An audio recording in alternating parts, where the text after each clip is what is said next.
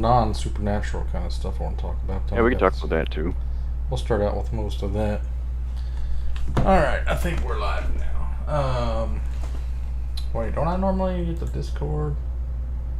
You want me to have my camera turned on too? Yeah, let's do that. Okay.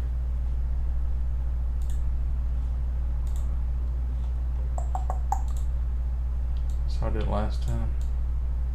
Sorted. I was watching Louder as Crowder, and he was just fucking hilarious. Like, YouTube shut him down, then he went to court and he found, like, his lawyers found, like, a loophole, and he got his channel, like, turned back on. What do you mean loophole? Like he countersued or something? Yeah, he countersued, because he's actually got money from all his patrons or something, right? So he had his patrons fund his, like, legal bills, I guess. Not seeing your camera yet, but I think we're live. Let me just double check it. Well, I have to turn it on. I just plugged her in. While I'm checking all this out, let's watch this video here really quick. Let me, oh, there you go. I'll share my screen to Discord. I think it's this one. Yeah. I was just watching this Anna Kasparian video. See anything yet? These comments might be to strong, watch. but it's how I genuinely feel. I don't care. You're that watching you're the a Young Christian. Turks. I I don't hate them. They have, like, the shittiest opinions. Oh, this one's a good one. care what the Bible says. Like, I feel like it's a clown show, like sitting here trying to decipher what your little mythical book has to say about these very real political issues, right?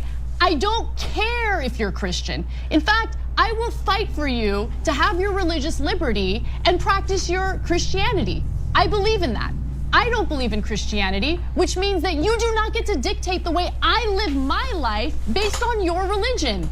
I don't care what the Bible says. You have every right in the world. All those women who identify with your religion have every right in the world to not get an abortion, to not take birth control, but they do not have the right to dictate my life and what I decide to do with my body. I don't care about your goddamn religion. I'm so tired of having nonstop conversations about what the Bible says. You live your life in the way that you interpret the Bible. Again, I don't care, but you don't get to take the Bible and tell me, well, the Bible says this in this chapter in this verse. I don't care. I don't care. I don't believe in it. And I have the right, based on our Constitution, to not believe in it. So that's pretty good. Yeah, but she's also been like, if you vote for Trump and you're a woman, you're stupid. And she says a lot of other kind of stuff. Oh, I should probably click things before I switch. I didn't even show you the video. That's pretty good audio, though. Let me drag it down there. There we go. So I saw a picture on Reddit today. It had a bunch of, like, I guess a woman had finally been able to get a year's supply of birth control since the pandemic or something. Like, it'd been hard to get them or something. Well, because all the pharmaceuticals are made in China, and China shut off their trade with us over the trade deals with Trump. Trump wanted them to, like, give us a better deal, and they're like, nope. So if you look it up, China makes all of the precursors to, like, and they sell all the precursors. They're like the ingredients or the materials for pharmaceuticals. And it's why drugs are also a lot cheaper. Drugs would be even more expensive if we had to make if they were made, like, in factories in our own country, because we'd have to pay the workers, like, a decent wage and stuff. Oh yeah, I don't really care about that. I was just thinking about, like, it's so much easier for women to have sex. It's like, I'm looking at all these pills. There's like 365 of them or something. Like, are you having sex 365 times a year? No. You have to continuously take it. Or just build once up, a like, month, right? Yeah, but you have to take it every month or whatever it is. There's You like take multiple pills. Yeah, you have to take multiple pills. So, like, my mom was talking to me about this years ago. She was on birth control, and she had, like, a certain amount of pills, and she said she would have to take every pill, or else if she missed a pill date, then it might, like, invalidate the protection or something. Yeah, Kind of like you have. Yeah. Painkiller Already podcast. Kyle was saying something on there about, like, he has sex probably a maximum of 8 times a week. And I'm like, what the fuck? People have sex multiple times a week? Like, that's so ridiculous to me. It's been like 16, 17 years since I've been even close to having sex with a woman. Just blows my mind. Like for me, a lot of the girls that I ended up hooking up with are probably not like gonna be relationship worthy. All they want is like a one-night stand. And that's it. Where do you meet women that want one-night stands? I mean, I'd go for that. I go to bars and stuff. Can't really go to bars now since the pandemic started because everything's like shut down. But I would just go up to like even women in their 40s, twice my age, and they'd be like, start hitting on them. And they're like, oh wow, hot guys hitting on me. I usually go after the women who, like, you know how in a video game, I like the women that I go after are like the white mobs, not the elite ones. You know what I mean? Yeah. Okay. That's a good way of putting it. Trash mobs? The trash mobs. Yeah, go after the trash mobs. Oh, the mobs. Like, I could stall over this. Like, oh wow, hot. Trying to get the chat up here and not see anything. You just checking if it's live? Got Great 9 Games. We got Kadimisi. Oh, we didn't talk about this on the podcast, but got sent another random pizza, Papa John's, the other day. Was another one that was different from the other pizza? No, I guess you already heard about it, but nobody in the chat. No, like Rogers was telling me. Because I think you posted in Discord. Or was that just a different one? No, that's the same one. It was like a $40 pizza too. I don't even know how you spend $40 on a pizza, but this was like an Epic Works with like the butter and the pepper thingy, 2 liter of Pepsi. 2 liter. So that's expensive now, especially with the inflation going up. Oh, so get this. What did I do? I stepped in mud or some shit. No, okay. Here's what happened over the weekend. Let me just go through my weekend. Start mowing my yard. And I start mowing my neighbor's church yard a little bit because it's getting out of control. It's got crazy weeds everywhere. And I run over my dog's leash, and it wraps up in the blades of my lawnmower. So I'm like, well, I'm going to have to take the whole mower apart. I'm going to have to get the mower back off. So I'm going to go ahead and sharpen the blades while I do that. So I had to go to Lowe's, get a grinder, a bench grinder, and install that, and fix my lawnmower, sharpen the blades and everything. But I was like having to like sweep all these leaves off to get to the mower to like get these things to get my mower up onto it so I could work on it and stuff. And it's like a bunch of mud and leaves and shit in there. I got mud over my shoes. So I come into the house. I'm taking a break. I'm watching Game of Thrones. I don't realize I got all this mud on my shoes. And then the pizza guy knocks on the door.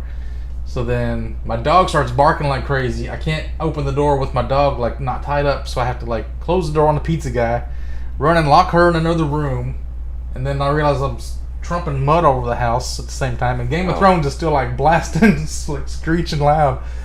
Finally get the door open. This guy's like, "Do you order pizza?" I'm like, "No." And he's like, "Is this your address?" I'm like, "Yeah, but is it from like a weird name? Because it's probably these guys on the internet that's fucking with me." And he's like, "It says it's from the Masters." So I'm like, The Masters? Yep, that's probably them. So, took it.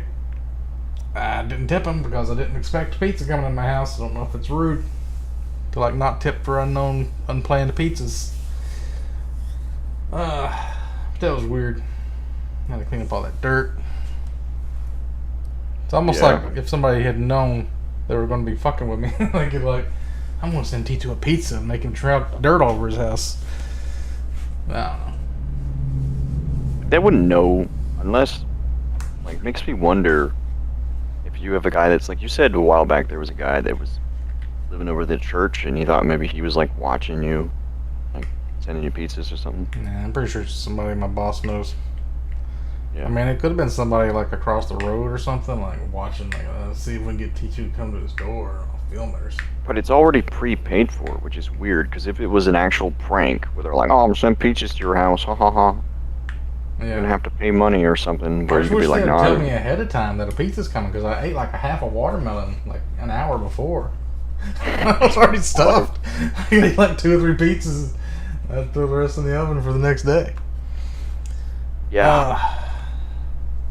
It is kind of obnoxious, though, yeah. Because especially, it's like unplanned pizza. Like, what if you weren't there if you were at Lowe's? That guy had shown up. Yeah. I guess he just left it on the door. It said something about no contact on the door or on the box. They probably tell him like if nobody's home, just leave it at his porch or something. So what you been doing? Playing a while?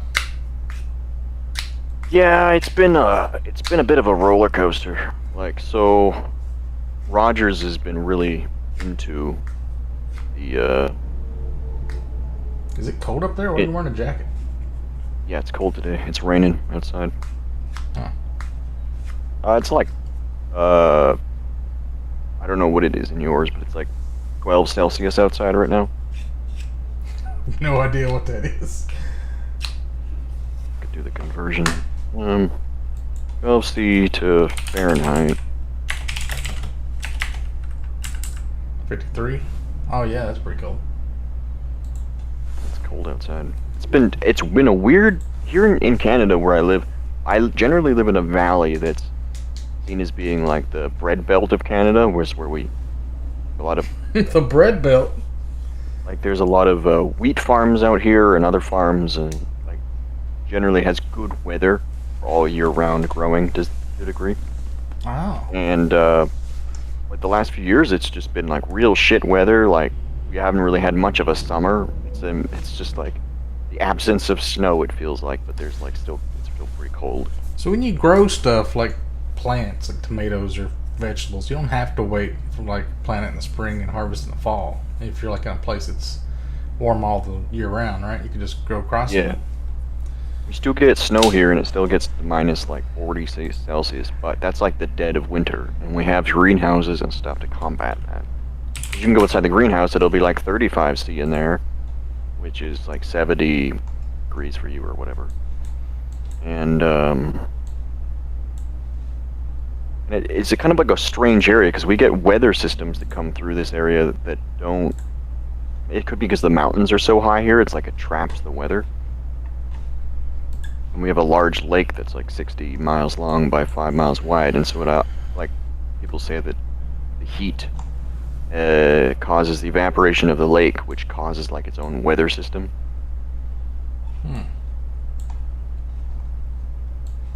This is kind of related to that, so I'll go ahead and skip to this. But let me go ahead and share my screen again. Well, it's like the issue with Canada, I guess. It's like we have a really small population, but tons of resources. If Canada was to like sell Canada to America, I think you guys would probably burn through all the resources like lickety split. Where is this place? And it would probably end up looking like this fucking desert by the time you're finished with it. Yeah, so I was thinking, like, how do people in the desert eat? Because you got to grow stuff, right?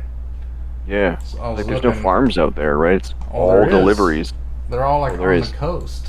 on the There's coast, yeah. One strip of land, there's like the coast, the beach, and then there's a road, and then on the left side of the road there's just farms all the way down. I guess there's some on the right side here. This is all the way down the country, just farms. Where is farms. this?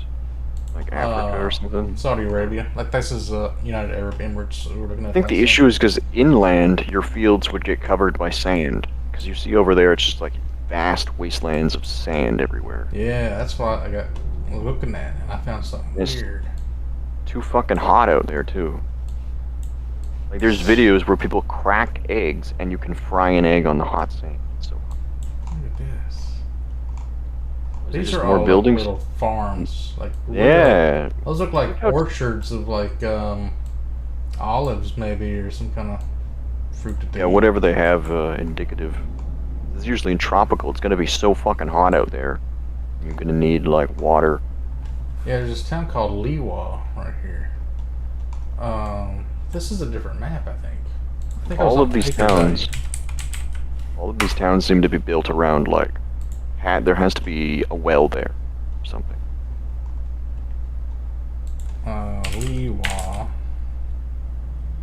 I guess it's not in there. Just do this. We'll zoom out. I think it Is was that in the States? Liwa States. okay. Oh wow, this is like a nicer picture almost. This one shows you like who owns stuff. Oh. Shows you like property lines and stuff. Oh yeah, it's like how you. Last time we were looking at this, we looked at the some of those man-made islands, and who owns those? Is this the right map? Where's Liwa? Down below there you, it is, probably. Liwa. Yeah, so I was looking at all these sand dunes, right? Look at all these sand dunes. And then there's just like random stuff. There's like hounds in between the sand dunes. And, Yeah, like alien if you wanted ponds. to hide something, like some alien base or some shit, you could hide it in between these sand dunes. Like, who would know? That's when I Yeah. discovered. Like, this What one's is this? kind of similar. Look at this. This looks Looks like like one a of those chemical Russian plant. towns. Yeah, it's got pipes. Yeah, where and they have shit. the. Yeah, it looks like a refinery, probably. Alien ponds. It's like the It's- only thing out there. But look, everything looks like weird because Yeah, it's look like at this one. This is the one I first found. It looks like a microprocessor on a computer. Look at that, how detailed it is. yeah, solar panels and stuff everywhere, and What like is water this? treatment plant or something. But like it's in the middle of the desert, in the Yeah. middle of nowhere. And then you go up here and you got these farms again. Farms. Farms for It's like in order to have farms, you have to have a road because you need to be able to get along to like transport your farming shit, or it's not. You can't like take it over the fucking sand dunes. no, because those sand dunes are huge. They're like mountains of Is this a sand. farm? It's got 3 helipads in the middle of it. It's like the Area 51 of Liwa or something. Yeah. This place is crazy. Just like check out, like all the stuff hidden in these The dunes. layout looks odd, you know, like it doesn't look like it should kind of exist. Especially the way the sand dunes look. They look so pocketed there, you know, like it's compared to other places. Look, and you just zoom into these random locations where like, those look like still like pretty big fucking mountains and stuff. and There's hills. somebody's fucking house here in the middle of nowhere.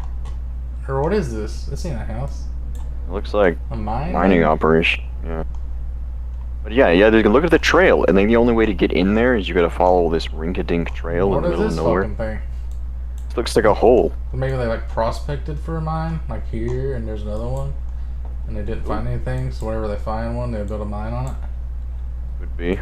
Or those could be like areas where they found a well. It's like the only water source for miles.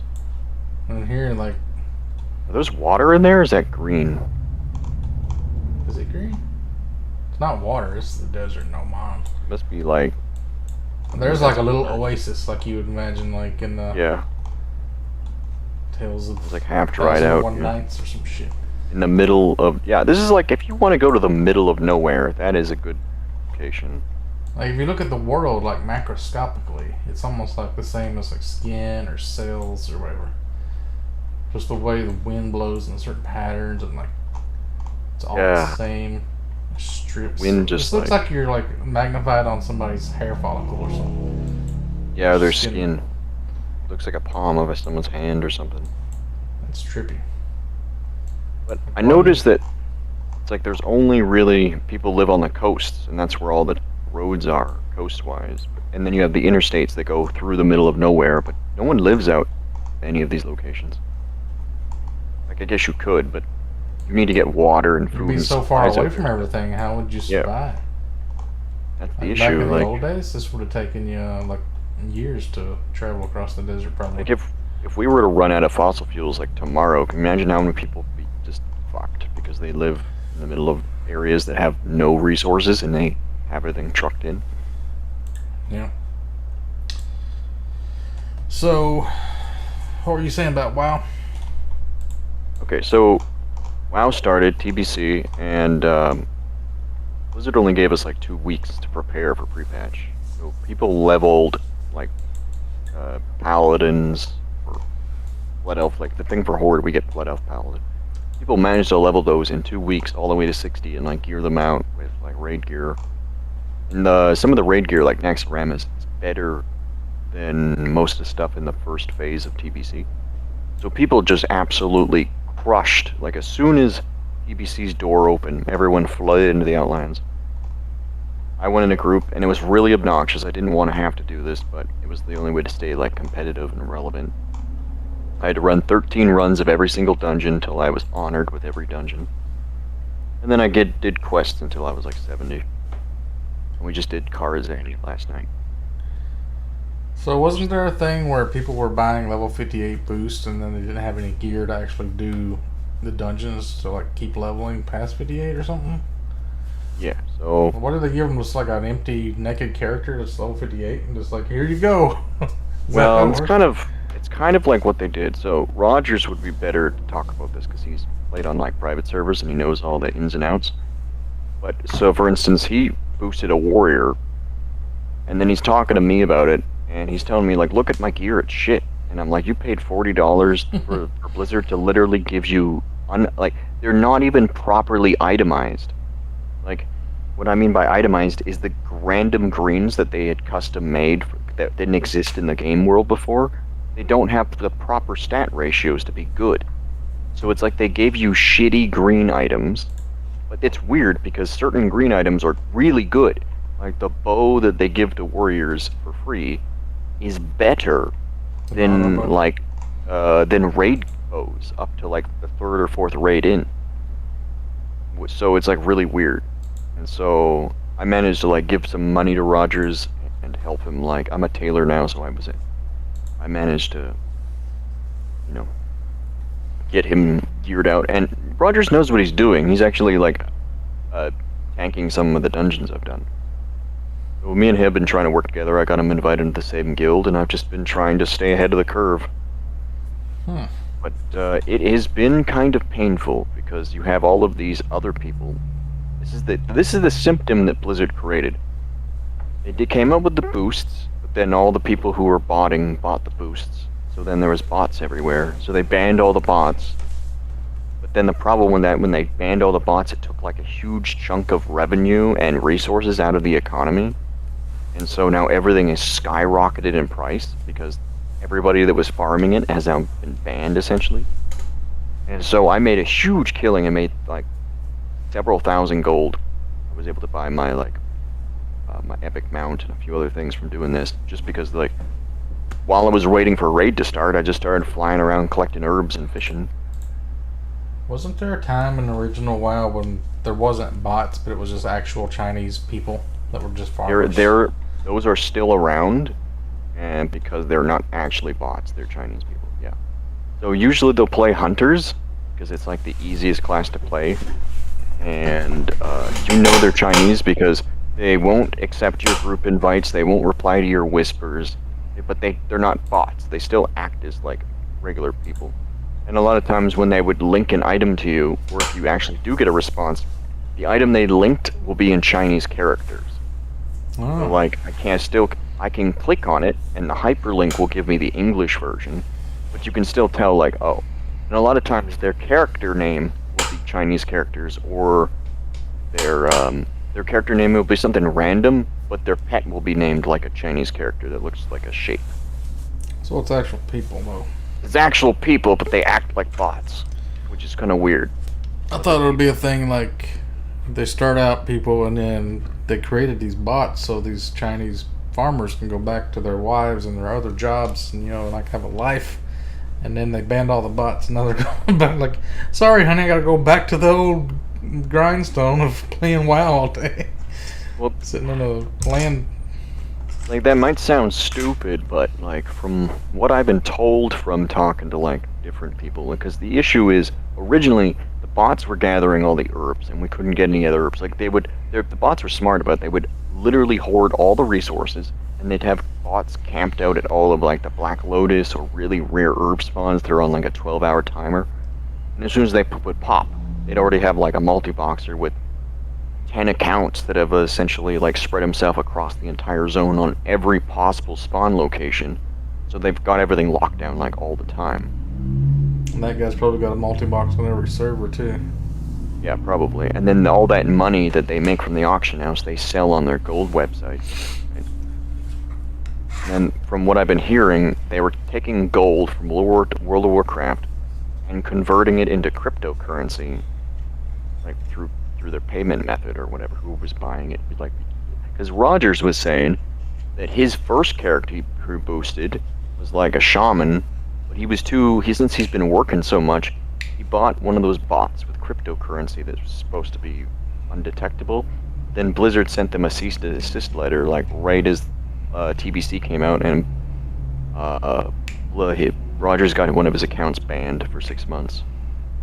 But you can show how much Rogers wanted to play TBC so bad. He got banned and then went and made a new account and boosted another character so he could play with me. So what is so great about Burning Crusade for Classic? I don't get it. I guess there's more stuff you can do. Like in Classic, there's not very... A lot of the builds don't work at all. Like, you're very shoehorned into, like, you have to do this to be competitive. Or you have to play this class. This class is the best, period. And a lot of people, they don't want to have, like... Let's say you're going to a raid, and everyone works nowadays. So, like, it used to be go do Naxxramas, it'd take you 4 to 8 hours or whatever to do. But when I was doing Naxxramas, people had to work the next day or in the morning, so we were trying to do that in 2 hours or less. So, but the only way to do that is we had to stack certain classes and exclude other classes. So it was like, with TBC, there's more viability in different like classes. Ret Paladins and stuff. Yeah, we have Ret Paladins now on the Horde. And the Alliance has Shamans, so you can now, like, before, in Classic, if you're a Horde, you didn't have Paladins, period, so you'd have to take somebody else, compensate for that. Now both sides have access to all the different classes, and so it's like, you know, there's still some of the shortcomings. So for instance, Karzhan, my raid leader was saying, well, he wanted to go clear the instance, like before anybody else. So he only took Warlocks and Hunters with him as a tank. And they cleared Karzhan in like less than an hour. Only because they stacked like 2 classes and that was it. Because those they do the maximum amount of damage and have the highest amount of survivability. But the problem was that nobody, like, let's say you probably wouldn't want to play the game if you had to play a certain class to be relevant, right? You just want to do what you want to do. You want to just play Tankleton and tank and have fun. But the problem with the game currently is kind of like a segue, is a lot of the people coming back to it, they missed out when they were kids. So they want to be able to do everything perfectly and do things correctly. But the problem with that is it kind of sucks the fun out of it. It turns the game into like a min-max fest. You know what I mean? Min-maxing? Yeah. I mean, I kind of like how I was trying to... In Path of Exile, I don't know how it is in WoW. It's basically like that in WoW now. Like, people who played Path of Exile are now like actually, you know, the thing that was actually cool is when TBC first came out, in the first days that we saw, there were some things that Blizzard didn't even know about, and people were doing like theory crafting, like they were doing in Path of Exile, and trying different combinations with gear, and were able to come up with like new tanking strategies and stuff because of it. And like some were trying really out WoW powerful strategies in Path of Exile? No, they're essentially using, so there's the smart guys who do Path of Exile like builds. Oh yeah. Some of them, they're streamers, and some of them are like, oh, I'm gonna play WoW now for TBC. And then they're like, oh well, maybe if I play on a private server first and test everything. So they're like, some of these videos where these guys have min-maxed, they're like, oh, I'm revising the min-max list because we tested all these items and we figured out if you do this and this, you get more DPS, whatever. See, that's what I've been saying about this BIS gear. It's like, it's only BIS because somebody says it is. Yeah, because I don't know if they've tested everything or... Yeah, and the thing is that I've noticed this kind of wrong. Like, if I go to my best in slot list for, I'm just going to use this as a reference here. I'll post it. Maybe you can pop it up so people just get a general idea what a BIS list is. But it basically is just a list of items that people had figured out and simmed different classes to the most efficient items that will give you the most bang for your buck. But this list is actually not correct. Because it doesn't include like green items that might actually be better than epic items that are really rare that you might only be able to find in like the auction house. And then there's also like other items that are better than TBC items that come out of like Naxxramas. But there's also items that come out of like the very early raids, or even dungeons in Classic, that are still better than epic items in the last raid of like TBC. So it is kind of confusing, but you get like the general idea. So if you're not wearing the best in slot and you PvP somebody that does have best in slot, are you always guaranteed to lose? Usually, from what I've seen, because a lot of times PvP will have like resilience gear on it. Resilience makes it like you more resistant to player versus player damage. That's kind of like another thing they kind of fucked up. When TBC launched, they screwed up the PvP rates, and so people were getting like 100 times more honor than there should have been. But they didn't roll any of the servers back. They let people keep it. They just like hotfixed it wouldn't give you as much. But by the end of like the first day, people were walking around with like best in slot full PvP gear, and they were just like destroying everybody. Kind of like, it makes me wonder, because Blizzard will roll back some changes, but then not others. Maybe they thought that would piss off too many people if they did that. Imagine if WoW had the same thing PoE has, where like if you get a unique, or what is it called, like an epic, if it had like random range of the stat, like Black Hand's Breath gives you 1 to 2% crit chance. Like you can have anywhere between 1 to 1.2, 1.3, 1.4, and then like you get the perfect roll, and then the ninja looting will be way more insane. Like on what you're there, if you scroll down to on the what you're looking at, you scroll down to the list. It just says best in slot, but it says viable right below the best in slot gear on you know. And then there's different trinkets. So see how there's like trinkets that are blue and green. Like I'm saying, there's one on here that's like, I think it's in the wand section. Yeah. So there's stuff that's like better than it's ranked differently. But some of this stuff comes from content that's like some of these epics are, or for that essence focuser I have, it's a BOE green, but it's better than like heroic dungeon loot. So it's like a lot of stuff is strangely itemized. And like if you scroll down, you see it says Archmage wrists of healing. Or,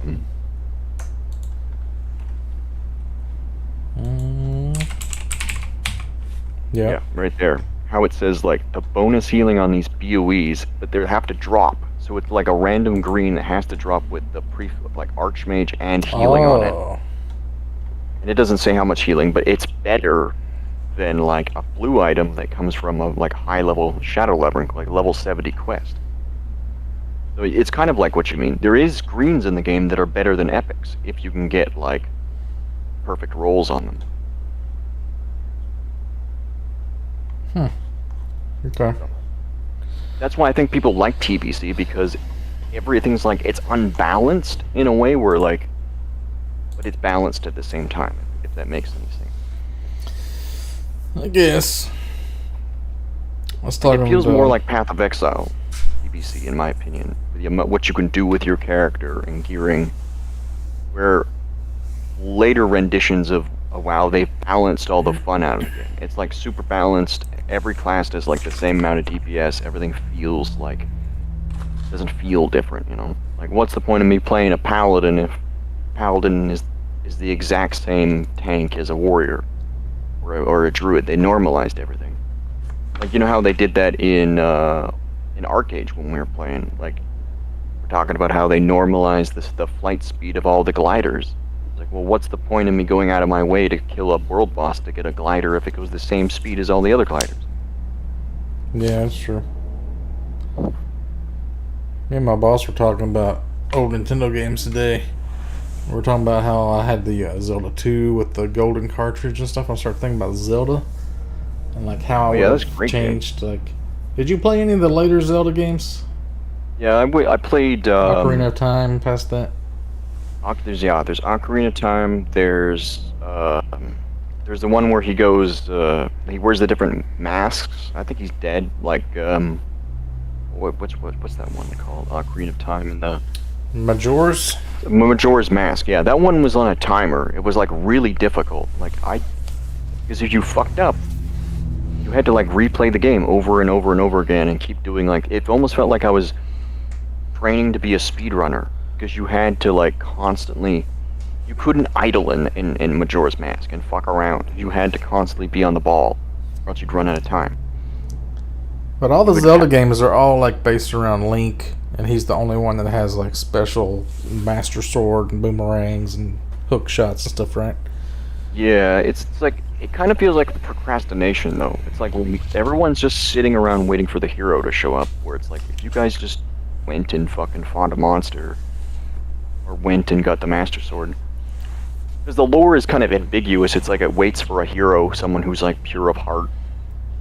Yeah, like if I was gonna make like sequels to Zelda, I would make it where Link has just become one soldier, and instead of them all having all these different tools, there would be like groups of them. Because you had so much different things you work with. You had like bombs, you had bows and arrows, so you could have like a group of like just swordsmen, and you could have just an archer group, and then you could have like a bomb squad or something. Maybe specialists that use hook shots and throw boomerangs. There was a game, the 3 Swords or the 4 Swords, where you play as like 4 different versions of Link. But he mostly just used them to like stand on switches and move objects and stuff. Yeah, that hammer. You could make like a hammer class or something. Have different characters and like give them all like you could have like Dark Link or something. And stuff. Yeah, there's so much more you could do.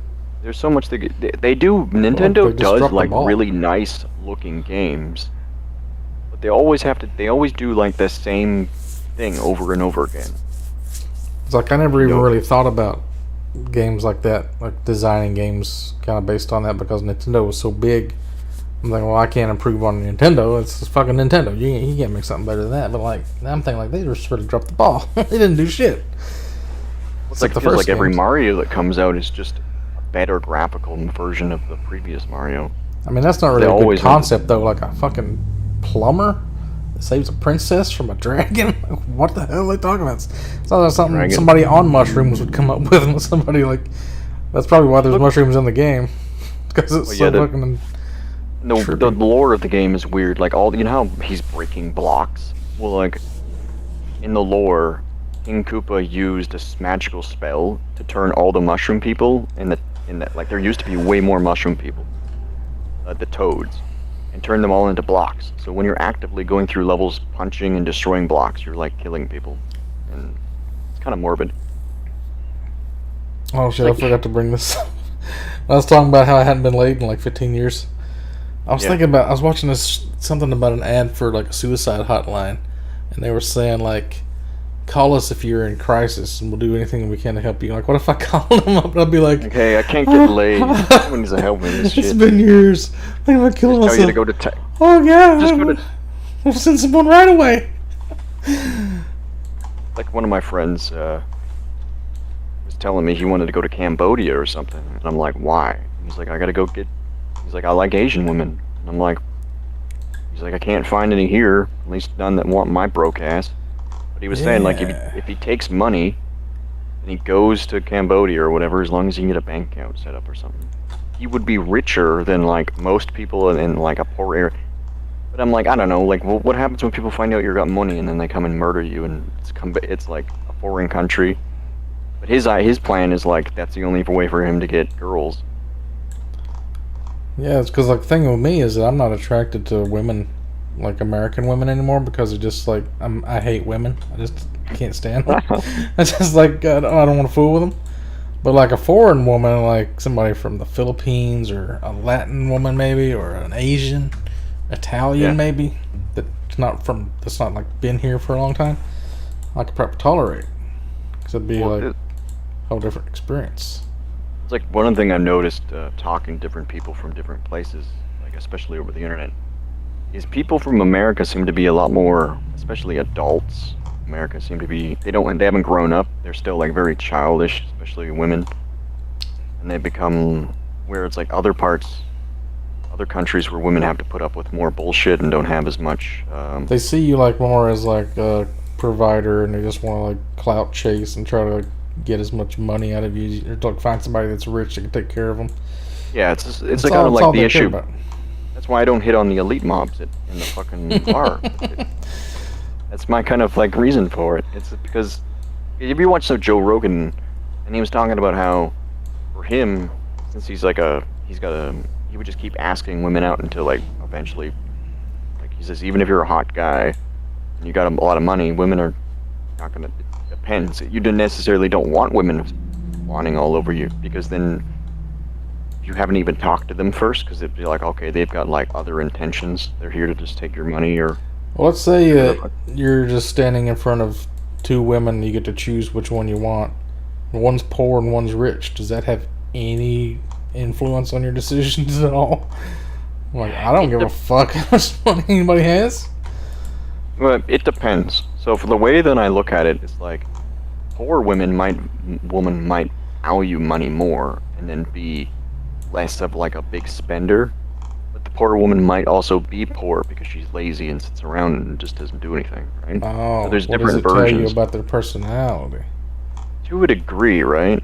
Because is that what women do? Like they say, like, oh, this guy's rich, he must really have ambition, or something like that. Yeah, something like that. Yeah, because it's like, because I was talking to an autistic woman that I was trying to like date, and then she's like, well, the reason I don't want to date you, because you don't have good genes. Like her whole idea was like, she wants to find an attractive, healthy husband to have healthy children with, who then would be intelligent. So like somebody that doesn't have any job. like. There's no love tied to it. It's all like it's like calculated, like a machine or something. Like she wouldn't date a black guy or a Jew because they could have Tay-Sachs or sickle cell or something. Yeah, something like that. It was like, and then so she couldn't find a guy, so she ended up spending like several $1,000s, like $20,000, to get a sperm donor. The sperm donor had to meet certain criteria, like they had to eat a certain diet, they had to have no health problems, all sorts of things. Here's something I wanted to talk about, but this is kind of a big topic. I've been kind of thinking about it a lot. I don't really know how deep this rabbit hole goes.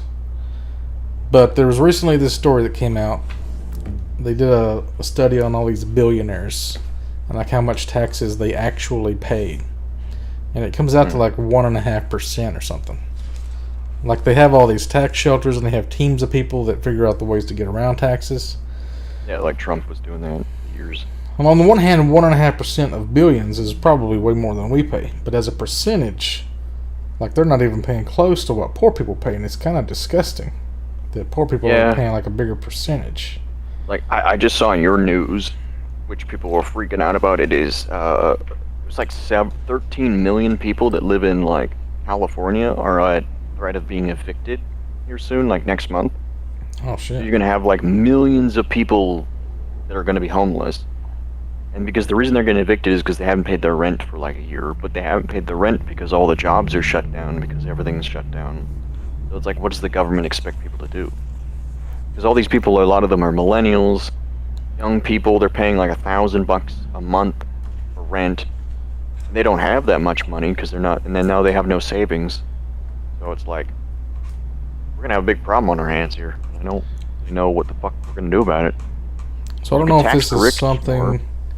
I don't know if I've just figured this out just from experience and being like 45 years old. But you see, like I used to have this whole theory when I was a kid. Like there was this building in my town. I didn't know what it was. It didn't have a sign on the front. It just kind of looked abandoned, and I thought this is probably some government black ops site or something. It's like, who works there? What do they do there? And like, why does like we have skyscrapers? Like when I was in Lexington, there's like this skyscraper. It's called Fifth Third Bank. I mean, is the whole skyscraper a bank? Because how many jobs do you need to run a bank? It's mostly all computerized. Yeah. I mean, maybe 1 floor for the bank and 1 floor for a server room. And then what else is the other 50 floors of this skyscraper? Is it like they rent it out to other companies? And it's just like the main owner is just the Fifth Third Bank, so they get to put the sign on the top of the building. So I keep thinking about all this stuff as I'm growing up, you know, kind of like learning through life and shit. And now I'm hearing, like, on the radio they were talking about $40 million in Kentucky or something like that is left on the table for college grants. And I'm thinking, what does that mean, money left on the table? Like, if I don't remember getting any tax rebates. So if I'm paying taxes that goes to these college grants and nobody claims them, at the end of the year, where does that $40 million go? So I'm thinking a lot of people just like redistribute that money in secret. It's kind of like everything is embezzling now. When you see all these like small towns out in the middle of nowhere and there's like a fucking mansion, you don't know who the fuck lives there. It's some kind of secret embezzler, probably, that like has a friend that's in local government or state government or federal government, and they create all these jobs that nobody actually does anything. It's all like a scam job. I see a lot of people on YouTube that do these audits. You know, they go into these buildings, and government buildings, and they get all freaked out because there's cameras watching them. Yep. Why are they getting so freaked out? And then some of them, they will say, like, I'm just trying to see what services you offer here. What do you do? What is your job? And some of them can't answer the question. They can't tell them what they do for a living. They're just going around fucking pretending to make copies all day. And then they're getting these fat fucking checks from their salaries, plus who knows how much they get from all this like hidden stuff that gets redistributed, or like any kind of like they're trying to get button money for the budget, and then they go under the budget and they got extra money at the end of the year. Who gets that money? Where does it go? So I've been watching Tim Pool. He's kind of a doom and gloom kind of guy, but he really talks about all this stuff that's been going on. And so the problem with taxes, they like the government taxes the rich, but I think we need to be more voting for like where the government needs to be spending taxes. Because they'll spend like millions of dollars and send it over to other countries. Like America pays other countries every year like trillions of dollars of our tax money or your tax money for like foreign aid, or they do something, and like we never get any return on any of that money. And so, but then like you notice your towns and cities, their roads are falling apart, their bridges are falling down. And then they're like, well, we taxed all this money, where'd it go? And it just keeps going to like the wrong places. Here's another example of what I'm talking about, and this is kind of scary. And this is weird because I found this on, like, you Google. I was reading a story on Reddit about homeowners associations and like how much power they have, and like they can kind of, you know, the people that make you mow your yard a certain length and can't paint your fence a certain color or have a boat out and kind of stupid shit like that, rules. Like if you own a house, you buy into a homeowners association, you have to follow these rules. And if you don't, they can fine you. And it's kind of like you got to deal with the government too, that they'll sue you and all this kind of weird shit and kick you out of your house. Yeah. So I'm trying to figure out, like, how do they have any power? Because if you just sit at your house and say, well, I'm not going to do whatever you say. If you come on my property, I'll shoot you. Like, what are they going to do? Well, they send the cops after you, usually.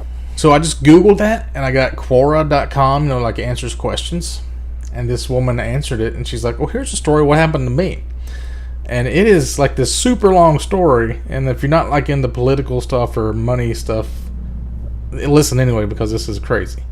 So she starts on this rant, and she starts naming fucking names, and this is supposed to be just like a Quora question and answer site. She's saying like attorneys get a 10% kickback to HOA managers who start litigation, like suing people. So they have this sunshine report conducted by attorneys, and they got all this crap. And she was a member of a community association for years, and she let the directors, headed by Dan Schubert, this guy, president of the HOA, know that there are openings for embezzlement because she figured out there was a problem with a loophole or whatever.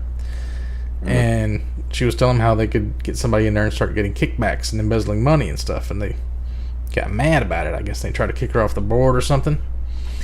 And then they lied about some money that she found out about, and 2 insurance claims were suddenly secretly filed that were voted against. And they tried to say that they were paying bills for the electric board or something like that. And let's see what else happened here. So she tried to get members involved. And then there's something called the CPM, the Classic Property Management, put all of their mailboxes inside of some kind of encased in a wall or brick or something like that, and the mailmen couldn't even get to their mailboxes. So then they had to come back to dismantle everything that they'd built. And then I guess they all get billed for that somehow. And then there was this other crap with a sprinkler or something. And then somebody, her neighbor or something, started spraying some kind of a chemical that like fucked her up because she had some kind of disease. And she starts like naming like, my husband Harlan Lee Stein domestically assaulted me on October 11th, 2013. This is on Quora.com answers, questions and answers site, right? And she started developing a cough from it, and then she got her lungs became an inflamed blob, and they couldn't contract, and she couldn't walk, and hard to talk and stuff. And then she had to move into her car and get out of her house because of it. And then she moved in with her friends and family, but she couldn't quite recover all the way from this disease. And then there's an insurance claim because she left her house, and she would always like keep her pipes from freezing a certain way, and whoever was taking care of her house didn't know that, and they kind of let her pipes freeze on purpose and like flood her house and shit. And then they sent her all these bills for it and shit, and then they started stalking her. And she says, "As I write this, I have Dan Schubert and his extended family, Steven Rasmussen and his extended family, and Rami and Tamara Bonet and their son stalking me 24/7 in shifts, around 18 cars and 78 people. If I ask the courts for a protection order, I'm back in Dan Schubert's attorney's bribe schemes, having to pay his attorney's fees and having the stalkers get a protection order against me." Yeah, it could be like organized crime in a way. She's got like a cop that's giving her like mutually contradicting tickets or some shit. I mean, this is like the whole town's involved against her because she was fucking with a homeowners association. Yeah, and that was their bread and butter, and they probably got shitloads of money to throw around. That's like crazy. Remember how the mobsters were? Yeah. Mobsters from like whenever, like that back then. People were just afraid, and like the cops. Like, I don't know what people really did back then. It seems like compared to nowadays, it's just a bunch of like stalking and blackmail and. But it's like these homeowners associations, they're a breeding ground for Karens. Like these people that everybody hates, the Karens, it's like how they make their living is like litigation, fucking with people, and like making them like pay all these stupid fees, and like nobody wants to work anymore, and they all want to like sit around like they got rich people supporting them. It's kind of weird, like in your country, I guess states. So like red states don't have the stay-at-home, or like rejected Biden's stay-at-home money, but then blue states like still have the payments going out. But I think like the payments just ended, didn't they, or something like that? Not really sure. I can't even get unemployment here anymore. Yeah, because you live in a red state though, aren't you? No, it's just like the website don't work. They're supposed to send you like a code to confirm that it's you, and they won't send you the code. So it's like you just can't get it. And then if you try to go, somebody at work was saying they went to like the state capitol, I think, and there's supposed to be like 6 or 8 different windows of like where they're supposed to help people, and there was like only 5 people there, like trying to get unemployment, and they sent 3 of them away. One of them had drove all the way from Louisville, and then there's like 2 windows open, and the other 2 people, it took them like an hour and a half, and there was like maybe 4 employees in the whole place, and 2 of them are just sitting there not even doing anything. Like they weren't even like sitting on Facebook or YouTube or anything. They were just sitting there not doing anything. Didn't make any sense. They were just there to collect a check, I guess. And then if you call them on the phone, nobody answers the phone. It's ridiculous. Yeah. It's like kind of reminds me of here. Like for instance, for a while I was trying to get new glasses because my glasses got broke. But like I went to different places. There's the Blue Cross, which they help people with disabilities. And they were telling me, yeah, we can get the glasses paid for through there, but it's going to take like $200 or whatever. And I'm like, okay, well, that's a bit much. Maybe I'll try to find another rep. And it took me a while. I had to finally talk to somebody who knew what they were like. Oh, I know somebody from the ministry. I can contact them. But I had been trying for like months to get somebody from the ministry. So it's like, it makes me feel like certain things are like gated behind things. Like unless you know this trick or you know the right word to say or something, they're not going to help you. So, like for instance, I talked to this one woman at the ministry, and she was like, "Oh yeah, I can do that. Let me just do you know the code word? Make a phone call. Yeah, make a phone call or whatever." And then she's like, she emailed me this thing, and it was like I wrote it down on a sticky note. She said, "Say exactly this." And like say that you're from the like One Sky program, and then they're like you have to, and it was like, and she said like you're saying, just say what's on here, and just say you're from here and here, and like I did that, and I had to bring them some like a confirmation that I had disability and all that stuff, and they're like the guy walks over, I'm at Lens Crafters, the guy walks over, he fixes my other glasses for free, And then he also checks some other stuff, and he's like, okay, the glasses you want are covered. It'll be like $400. And I'm like, oh, I don't have that. And he was like, no, don't worry, it's covered. And it was like nonchalant for him. But everywhere else I went, that was other glasses store, when I talked about, hey, do you have like something for people with disabilities? Like, no response. Like, they're like, nope. But then I come to find, yep, there is. But they won't even acknowledge that it exists unless you prompt them. So they're not going to tell you about it, because it probably costs them money, right? Man, that's skeevy. Yeah. Kind of reminds me how, like, I saw a video of a cop pulled somebody over, and they had one of those fraternal order police license plates. Like, they had a family member that was a cop or something.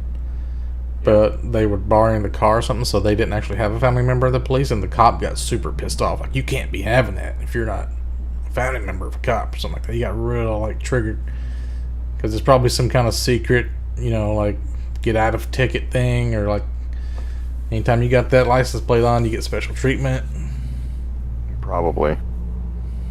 Like, for instance, in one of the towns, they seem to make all of their revenue off parking tickets. So they installed all these, like, special parking meters and stuff that will actively, like, has a camera looking in your car. So as soon as the time runs down, like, if you haven't been back to your car before the time's run out, they've already taken a picture of your car that you weren't there at that time and, like, send you the bill, like, electronically, like, immediately. So it's, like, really shitty. It's like, fuck, I was, like, a minute away from, like, putting money in the meter or something. And then they're like, oh, why don't you just put money in the meter with the app? Just, like, on your phone. And so it's like, but then it's, like, it counts as a transaction. And I guess that would be easier, but it's just, like, they're nickel and diming you, like, all the fucking time. Isn't there some kind of secret trick to getting out of traffic tickets if it's like a camera caught you? Like a speed trap or whatever, like one of those intersection cameras? Because, like, the cop has to show up to court and testify, but if there's no cop, then you just, like, get out of it because there's nobody to contend the ticket. Say it wasn't you or prove it's me or something like that. Yeah. There's something along those lines. Like, for instance, I don't know if it's, like, exactly how you'd get away with it, though, but there was I was in town, and there's someone who was, like, speeded through this, like, a red light, and the cops that were around were on bicycles. And then they just looked at the guy speeding away, and they're like, what are we gonna do? And then, like, some people were like, aren't you gonna do something about it? They're like, the cop was, like, on a bicycle. Woo! Just start waving her hands. Yeah, it's like, I'm out of options. I guess they could call somebody in a car. It's weird here because I see the cops, like, you got bicycle cops, but then you also have, like, military cops. So there's cops who are wearing, like, military stab gear or like anti-stab vests and stuff, and I'm like, like, it makes me wonder, like, what they show up for, because I'll see them wearing, they have, like, assault rifles, and they've got, like, if anybody's ever got a gun, like, occasionally we do get, like, drug dealers or whatever, they have a gun. Sometimes, usually it's like they're from the States or they're from the coast or something, like the Asian Triad groups or something. If the one dude had a gun and our cops, like, sent, like, 40 police officers for one person with a gun, even though they all the police officers all have guns, and they're wearing, like, military like gear like you would, like, wear in Iraq, like, it makes me wonder if they're just, like, super scared of guns. And they're like, oh my god, there's a civilian with a gun. What are we gonna do about it? Quickly get the mechs. You know, like, you gotta get, like, the most, you know, geared up for it or something. But then the bicycle, like, but our cops generally don't have guns. They have tasers, and that's it. And even, like, one of the things that was, like, so if someone does have a gun, they call in the riot police. So it's like, but that's the thing, it's like, if you call the cops for somebody with a gun, normal cops will never show up. It'll always be, like, the military that shows up. I guess. Guess so. I'll see. I'll go to YouTube and I'll see if I can find like. It just looks kind of freaky to me in a way. Where it's like anybody steps out of line in Canada, it's like, okay, we're gonna send the military after you with a helicopter. It's like Grand Theft Auto. I'm getting 5 stars from like sneezing outside. You're not wearing your mask. Get him. Here's just a random question I thought about the other day. I'm gonna have to show you the way this is spelled, and it's on someone's Facebook page that has like a naked, topless, breastfeeding woman on it. So I'm just gonna show it for a second. But could you make a restaurant legally without avoiding copyright infringement that's got the same menu as McDonald's, but your name is Matt Dono, and this is how it is spelled. Like Phil McCracken kind of. Matt Dono. Your name. So your restaurant's called Matt Dono's, and it sounds like you're saying McDonald's, but you're not. Ghetto version of. And it would be like a square M instead of a rounded M. It'd be like one of those, like in Beavis and Butthead when they had a W instead of an M. It's like you kind of just barely changed the logo. How much money do you think you could make doing that? You probably could do that. Like I think people would probably come after you to some degree. Because that's the one thing I wonder. You're talking about the Karens getting harassed, right? And like or the Karens harassing people who are just trying to like make sure the laws don't have loopholes in them and stuff.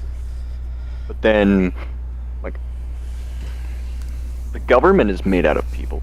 So if you're like poking around and you're you're a reporter or something, I don't think it's conspiracy. You're thinking like, oh, this guy's snooping around. Let's like ruin his life or something. Or figure out some blackmail. If you're a nice person and you don't have any like, there's no skeletons in your closet. Like, what are they gonna blackmail you with? They're gonna like probably like that lady was basically got poisoned. They're like, I'll just go to her house and spray her with some poison. That'll work. Nathan Views scuffed Starbucks. What was that called? I remember that. I watched fucking Nathan Views is hilarious. You remember the Mandela effect thing? We talked about that before, right? Of what? The Mandela effect. Oh yeah, the Mandela effect. Like Berenstain Bears or is it Berenstain or Berenstein, that kind of shit. Like, did Mandela die in jail? Like, I told my dad about that. I was like, yeah, I hear about this, and he was like, Mandela died in jail, and I showed him contrary to that, and he was like, he's like, I don't know, it's like you're thinking about Epstein in the future. He's like, what the fuck? Yeah. So I had this idea. I started hearing this word Juneteenth all the time.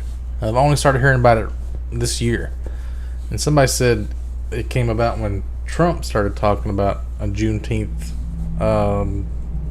meetup or something for some kind of rally or something like that. So I put it on Reddit to like ask if anybody else had heard of Juneteenth, or is it a Mandela effect? Some of them are saying like, no, we had this discussion like a year ago and it wasn't a Mandela effect. Have you ever heard of the word Juneteenth? You know what it is? No. Is it because it's an American thing? Yeah, it's like the end of slavery, June 29th or something like that. Oh, I saw that. There was like these leftist Black Lives Matter people trying to push that, talking about how Juneteenth is more like the real start of the. It's not right. It's like anti-history, but they're. It's not like the Emancipation Proclamation date, is it? Yeah, something like that. They're saying like the country really was started when slavery was abolished or something. Is what they're trying to say. No, I don't know about the country started then. No, because they're looking at it from like a slavery point of view, where it's like their ancestors were slaves up to this point. So like to them, the country didn't exist before that point because they were. I remember there's something in the Constitution about black people were 3/5 of a person as far as voting goes, or something like they didn't count their whole vote. Yeah, if you wanted to vote, you had to be a free slave, and you had to have like somebody come vouch for you. But even then, they would try to still run people out of town. So some people were saying like they've known about Juneteenth all their life, and then one guy says, as a black man, I can tell you I've never heard about this until 2 years ago. It came out of nowhere. And then this one guy, who was it? Let me find it.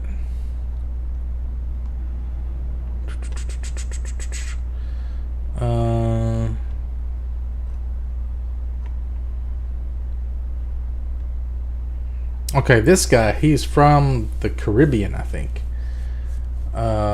His whole family is descendants of slaves. He had an entire class, an hour a day, 5 days a week, on Caribbean history. And surprise, the main focus of it was on the history of slavery, the slave trade, and the role of slaves and plantations in the formation of Europe and the United States. He says, "We have a statue of an emancipated slave in our town park. It's a big deal. My family in the Caribbean is black. I have a relative who is internationally known in the reparations movement." So he has a famous relative who's known in the black reparations movement. He says, "I spent summers in mainland USA for the bulk of my childhood and teens, moved back at 16. If there was a Juneteenth in any form in the reality I came from, we would have celebrated it with parades. First I ever heard of Juneteenth was when Trump scheduled his political rally for Juneteenth. It's not something I simply wasn't aware of. It's not something I just hadn't heard of. It's something that did not exist, period." So I think it existed. Like, it depends what circles you're in. I mean, it sounds like he was in the right fucking circles, because his family was descendants of slaves, and he studied the reparations movement and slavery like all his life. He's like, what the fuck is Juneteenth? Something that like some made up by. It's like one of those, like, some of us are from a different reality, then it got merged into this one, where some people know about it. I don't know how it works, but then, like, I made another point. I said, like, if it's popular, if everybody knows about it, why is it never mentioned in popular culture? I watch a lot of black TV, never heard of any rap song or anything like that. And then the fucking very next day, I'm mowing the yard, listening to a podcast from 2015, I hear them mention Juneteenth in it. I'm like, what the fuck? Now that I've brought it to the forefront, it can reestablish itself in the timeline, sort of like. Well, do you think social media has affected that in some way, where it was like the algorithm picks up that you're like not aware of this, and it's like. Is it like when you buy a new car and then you start seeing that car everywhere because you've never noticed it before or something? Like, now that you know what that car looks like exactly because you see it all day, then you start it's kind of like people. Okay, you know how like there's pictures, like for instance, you know those magic pictures, and they're not actually magic, but they like move. Oh, I think depending on which way you look at them. I don't know what's wrong with the video. Let me let's try this and then this. Let me go to it and refresh it for mine. So I think it still says we're live. There's 9 people watching. Oh, somebody said it's stop still duck up for facing. me. Are you been doing a duck face? I guess it was you. On and off. Okay. I do it in real life in public, you know, so I don't care. I had my video paused on a duck face, so I thought it was just the video was paused. No, it's just on and off. All right. Also my thinking face. It's like, So what were you saying? For all this, yeah. So it's like I've noticed certain stuff too, like where I hadn't heard of anything, period, about any of this stuff, and then someone had mentioned it, and so I was like, wait a minute, my parents still have like books about the Berenstain Bears or whatever, and then I went, and I'm like, in my mind, I was like, I'm pretty sure it's Bearstein or Bearstein, and so I went and looked at the book, and no, it was like, it was contrary to what but my mind or my memory of it was like of it being different. But it's like, but I have the actual physical book. Did the physical book like change? Like actually physically, metaphorically, like not metaphorically. I mean like it gets transmogged into something else? Like just of me like coming to the wait a minute. Did you ever see that video where that guy has a book and he says that there's in his bedroom of his house, like if he has this picture on the wall and like 2 other things on the walls, like in certain places, then it sets his bedroom to like a different reality. And like he has the book and he walks through the doorway and it turns into an E. He comes back out, it turns into an A. Like the book changes if he walks through that doorway. I mean, it'd be some hella good editing. That's absurd. That'd be cool. But there's a video of it, but I don't know if it's like edited or fake or what. Well, I don't trust most videos nowadays, because then people can also use like like magician shit or like fake wiring. You know, like the the different stuff. Like 'cause I've Everything seen can like be all fake these now. ghost videos, and they're like poltergeists and stuff. I actually saw a thing they took, they did recreations of Cleopatra from like mummies or something, and they figured out what her face looked like, and then they faked it onto the actual movie where Elizabeth Taylor played Cleopatra, and they show what she actually looked like in those movies. That's like really close to like Elizabeth Taylor, but it's pretty cool. Like there's some stuff that's like similar, like certain people look like I noticed that people today look like some people from the past. Okay, have you seen the comparisons where like people are like, oh, I got a yearbook of this person, but then there's another person from like a black and white video picture, and they look almost exactly the same. I saw People something think else those about. people, I think they're time close to travelers or something. like reversing aging or something. I saw they did like some DNA work on some kind of an animal, and they like made it young again. I've seen some of that. It's like that you restore like the telomeres, and then there's the It kind of just like sets it back to the certain time. It doesn't like make you start going young again. It just kind of resets it. Because like if you can make a new person using DNA, you should be able to hack your own DNA and make your cells regenerate back to where they used to be. I mean, you still have to worry about getting hit by cars or getting stabbed and stuff like that. But I feel like if I can hang around for a few more years, I might be able to live eternally. If I can figure out how to download my brain and like stop my cells from getting old. I don't know if I'll be able to pay for it. But what else we want to talk about?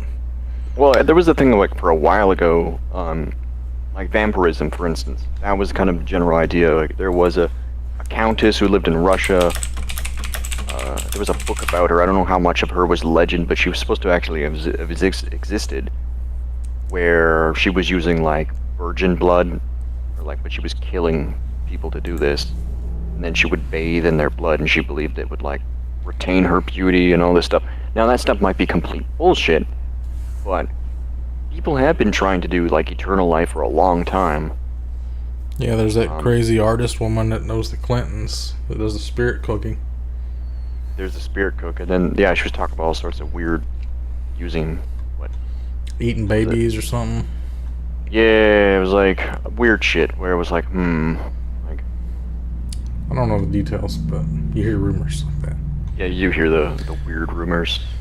It makes me wonder, I guess. But Remember that song, Take Me to Church, that came out a while back? no. Really popular song. I was watching the video to it the other day, and like there's these gay guys kissing in it and stuff. And apparently it's like a big anthem for lesbians and gay people. And like I couldn't figure out why. I'm like looking at the lyrics. There's like nothing in the lyrics. It says like anything about being gay. See, like it's kind of confusing because like I always thought it was a religious song. I guess a lot of religious people don't really listen to the lyrics, so they think it's about going to church. So they think it's a Christian song. And then these gay people were like, "You stupid Christians! It's about being gay." And like this one girl was like, she was listening to that song, and her mom said, "Oh, so you're a Christian now?" She said, "No, Mom, I'm a lesbian." But then I'm looking at the lyrics, and I'm like, I don't think either one of y'all know what you're talking about because the lyrics are just like, "My lover's got humor. She's the giggle at a funeral. Knows everybody's disapproval. I should have worshipped her sooner." So she's talking about worshiping a lover, not God. If the heavens ever did speak, she's the last true mouthpiece. Every Sunday's getting more bleak. That's not Christian. A fresh poison each week. We were born sick. You heard them say it. My church offers no absolutes. She tells me to worship in the bedroom. That's not Christian. The only heaven I'll be sent to is when I'm alone with you, like talking about fucking. I was born sick, but I love it. Command me to be well. Amen, amen. Take me to church, blah, blah, blah. I worship like a dog at the shrine of your lies. That's not Christian. But none of this is talking about gayness either. But yeah, but it's gotta like they're worshiping. They're saying I was born sick and I love it, so it means like they know that they're born gay, but they like being gay. That's the only thing you could maybe get close to. The other way it was like everyone's born with original sin. Yeah, so that could be the Christian thing. Yeah. For some reason, I thought it could be about like a Dybbuk box, which is a Jewish thing that you put demons in. Yeah, there were some YouTube videos about, there was a guy who found one of those, opened it, made it like he got an illness from it. And then he eventually gave it to an actual church, and they like did something that resealed it. Why did I think that? Why do you think of a Dybbuk box? So like someone's worshipping the Dybbuk box or something? It talks about if I'm a pagan of the good times, my lover's the sunlight. To keep the goddess on my side, she demands a sacrifice. I said something in Reddit explaining it, but I don't know why. No either.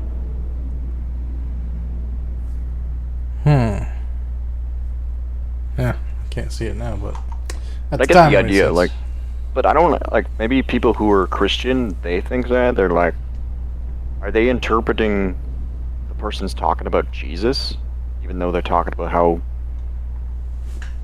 Yeah, like you're saying, yeah, most people like they're interpreting the song the way they think of it. They don't like, because it seems like if you're interpreting it as being gay, it'd be like, church is boring. I'd rather go worship dick.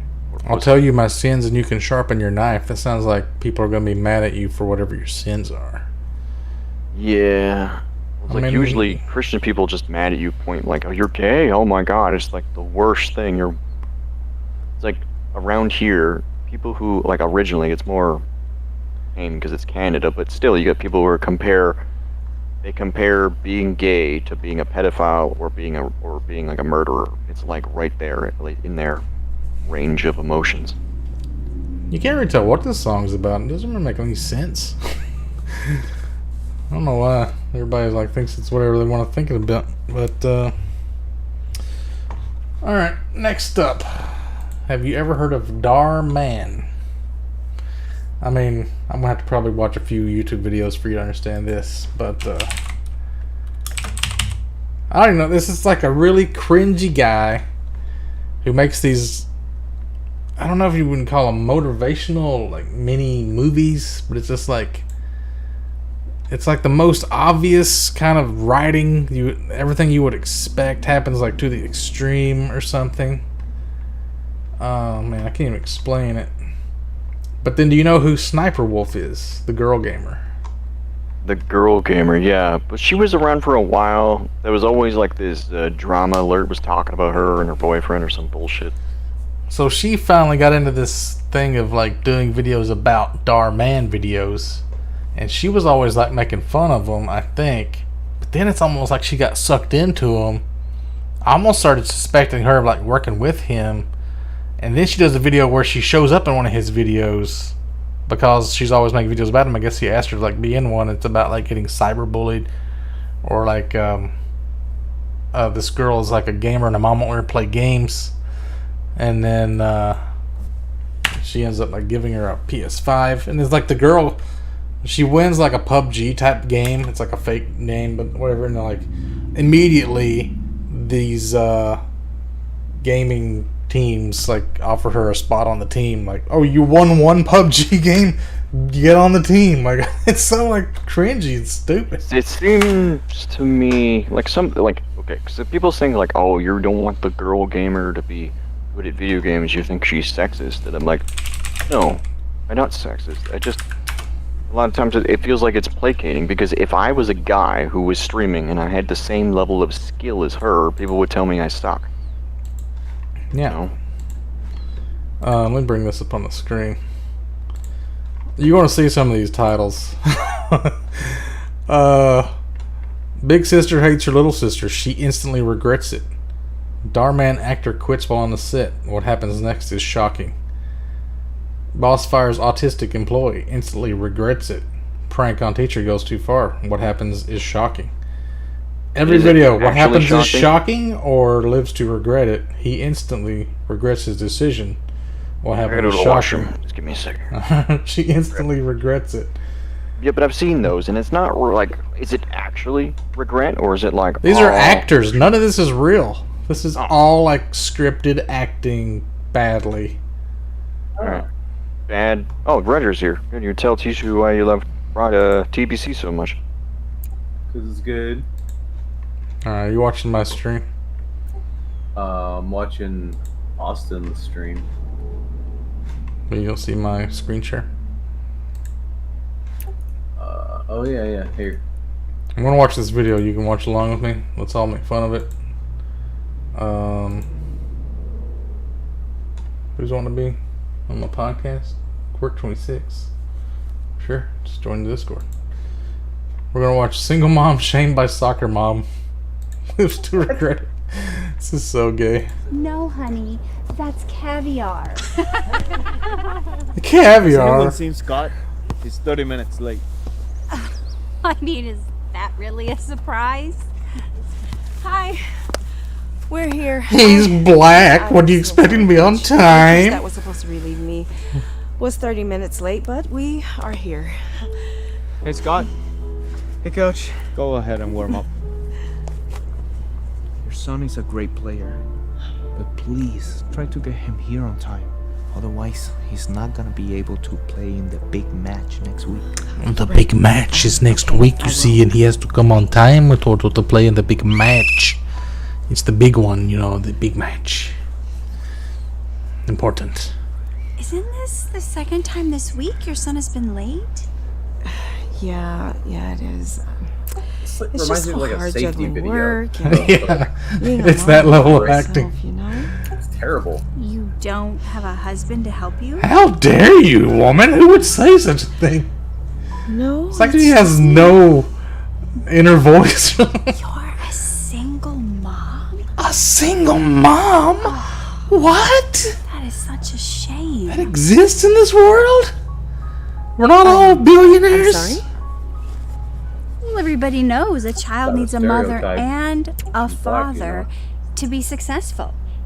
Although it could be a I mean, white it's proven man, that a kids white, from wait, no, the kid single wasn't parent white. homes end up on the streets. Wow.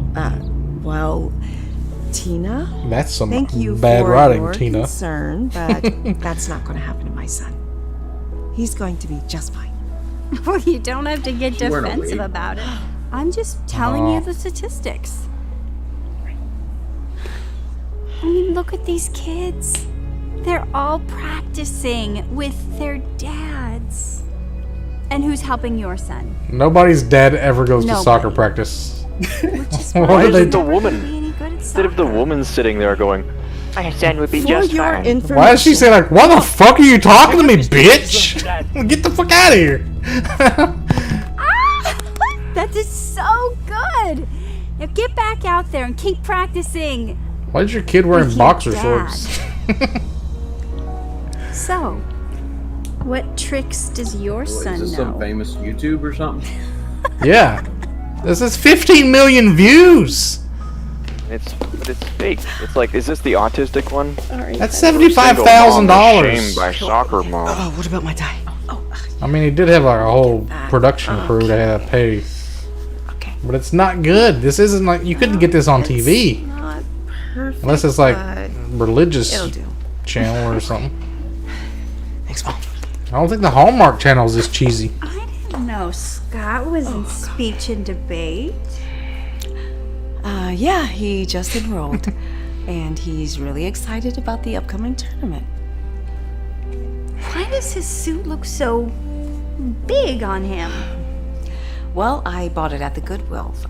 It's kind of hard to find the perfect size. Goodwill is like a place you go to and you want discount. You bought him a good used shit there. suit? Like you're gonna have to. Well, I just realized.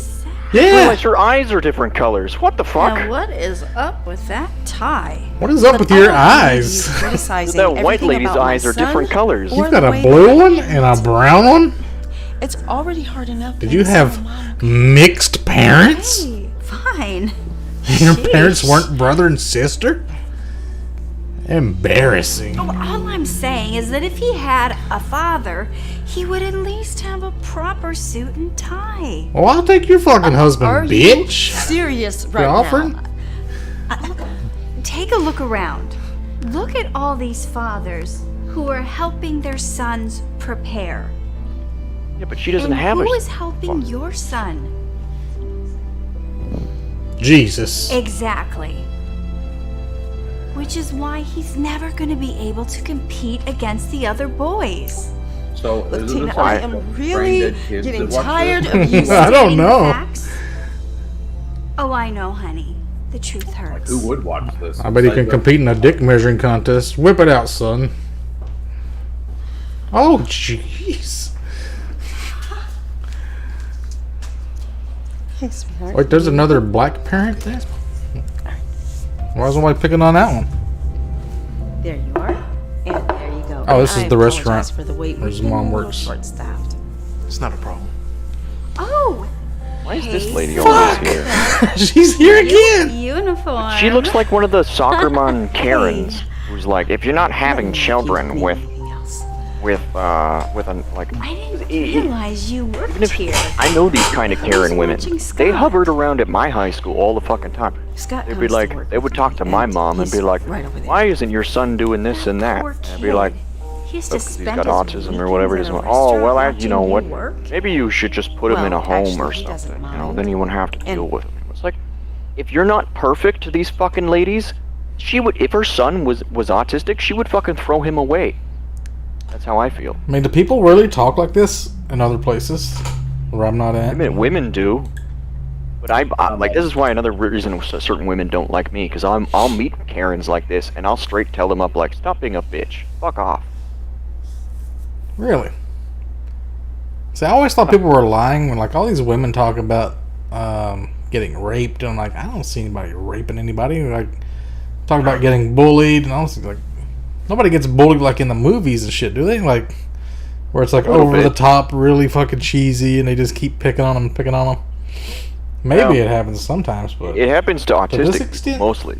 But I feel like it happens to people with disabilities, and like, I don't want to be the look. When I was stupid when I was a kid, really stupid, and I would like follow people around and try to be friends with them or talk to them, but they don't want to be friends with me, or they don't want to talk to me. I'm obviously going to come off as being annoying, right?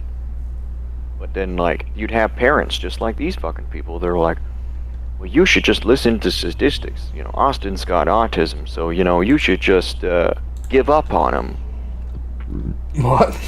Yeah. Just give up on them? What's that mean? Give up on him. Well, because they'd be like, well, your kid has. They would be like, why? Like for the teachers, some of these mothers that we like I've met women just like that woman we just watched, the white woman, who was like, well, I'm just stating statistics, you know. Your son's got autism, so the likelihood of him being independent or even ever being successful or any of these things is like basically zero. So you should probably just, you know, have another kid. This It's one's like, about wow, a you're a bitch. Fuck you. This one's about Down syndrome. Getting Kid doesn't look like he has Down Bullied, syndrome. She I doesn't guess. have like a square head. I gotta see. I haven't seen this one. Let's see how it goes. Oh wait, before you go, check these out. How cool she does are have Down those? No Actually got a way! kid with. Unicorn headphones? I know, right? I know how much you love them. So, you have a nice How the day, fuck you sweetheart. bully somebody with Down syndrome? Thanks, Mom. Like seriously, That's to their face. Austin likes them mentally handicapped chicks. He'd bang her. Wow, that was Danny. Depends. He looked so cute. Some of them don't He's have very good definitely, hygiene. like, I the found. coolest guy in school. I know, and I No, have it's like this they feeling need to be that he's going coached to on ask me out everything. soon. So He their parents don't probably like coaching them on how to. Hey, watch it. Oh. Sorry. What's with all She the was dumb like 12. unicorns? She seems high functioning. They're my favorite animal. Yeah, high functioning. My mom even got me these kinds of pairs of You ever seen headphones. the retarded cop? I think is what it was called. It was on YouTube. Yeah, He'd maybe go if around I and be was like, like I have 5. Asperger's. You're under I arrest. don't get it. What's wrong with He them? just made light of it. Seriously? First off, unicorns aren't real animals. They're imaginary. Second, only little long kids play time with ago. them. Yeah, I can't believe you like those. That's Well, they're talking to her like a real embarrassing. person though. They're just telling her why her opinions Yeah. are bad. This isn't really that bad. Thanks them. No. Well, now we all know why you don't have any friends, loser. Okay, let me find the sniper wolf one. This is gonna like. Yeah, but they're like 12 years old. But I can understand. Like you're saying, these are all like fake, right? So it's like, if you were to actually search like Insta Karma bullying or something like that, like there was a video where there was like a blind kid or something bumps into someone, he's like, and the other guy stands up and like punched the bully in the face and like knocked him out. Is this the real Darman? And fam, I'm super excited for you guys to watch today's video. Not only because it's our first ever part 2 in Darman Studios history, but also because it's another collab with Sniper Wolf. Oh, this is part 2. Oh my gosh, you did 2 videos with him. Damn, look, it's Sniper Wolf. And she's like, Mom says girls can't play video games. And today is super exciting because my collab with Darman I linked that is retarded finally policeman out, guy. and I'm gonna be watching it for the very first time with you guys. her glasses are too big for her face. This almost makes me sick to my stomach. Because she was like pointing out how stupid he was, and now she's like, I'm going to be all in on this and be part of it. Barbie, I wanted a video game, Ma. Aren't you excited? I'm like, no. I was hoping to get a PlayStation 5? Oh my god. What the deuce? Oh, we know how badly you wanted it. Dang! I can't even imagine if my There's parents girls got like I my play WoW with. a brand Warcraft, new they're PS5. playing like. Bro, I still don't They're even have a the PS5. women. The problem, the stigma is we know who the women favorite aren't child is. putting on makeup and looking attractive Does to it play come with video two games. controllers? Like anytime that I ever hit up one of these gaming chicks, Don't be silly, they always just show me the other end. Video I'm games like, aren't for oh. girls. That's not true. Like they look like My favorite YouTuber, Sniper Wolf. She started gaming when she was just 7 years old. It's my dream to be a gamer. Just like her. Sniper Wolf, what kind of name is that? She sounded a lot like a certain YouTuber mom that called me SS Super Squirter. This is what you should be playing with. Zach, let me help you set that up. Let's go. Let's go. the dad wants to play the PS5. Playing with them Barbies, how's that going to teach about life? I find I've got more life skills from video You get to games. have all this fun with a brand new with, PS5. like, other shit. Nigga, baby. School didn't this teach is me only anything. good for one thing. Sniper on the roof. Drop an airstrike.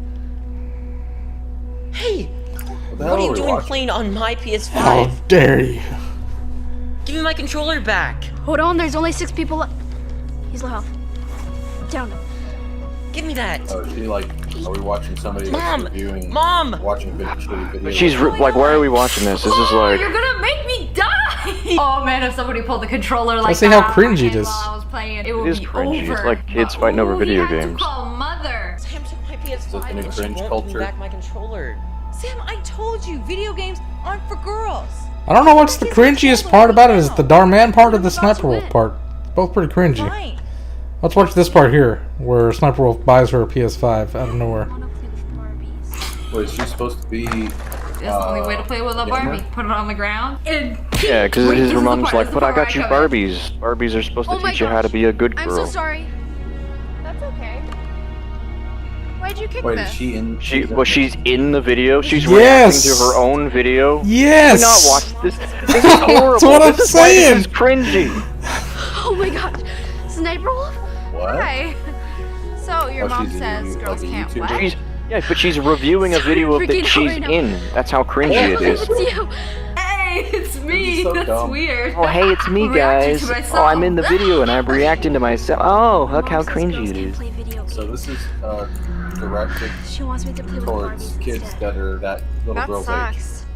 But 9, honestly, 8 years I was old. always told I the guess. same You thing play growing up. Battlefield with the boys. Yeah, but I never let that stop me. If boys can do something, then so can girls. There's no reason why girls can't be gamers.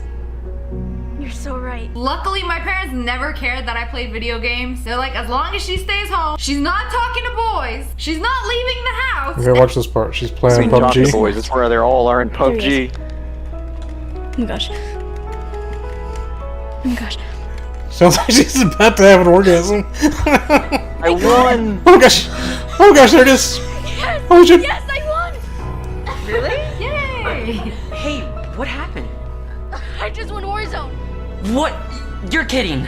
Wow, you won gun game? Oh my god. Never. Do you think you could help teach me? Yeah, sure. No, you gotta start playing with Barbies, The bitch. mom can't believe that Sam just won. Wait, look at this fucking overlay or whatever. He's like narrating. This is the cringiest part. This is of the whole thing. Mom can't believe that Sam just won. And as time goes on, Sam starts to win That was the same more screen and again, more. so it was like they're just showing the same mom win over and over starts again. to realize that maybe girls can be gamers. Bro, you think? It's like saying, girls can't be engineers. Girls can't do this. Ridiculous. A while later, Sam even gets offered an official spot on a popular esports team. That happens to also include a big advance payment. $10,000 to an 8-year-old. Couldn't be any more. He did say a while later. I thought it was like one immediately day, after. Sam even starts streaming.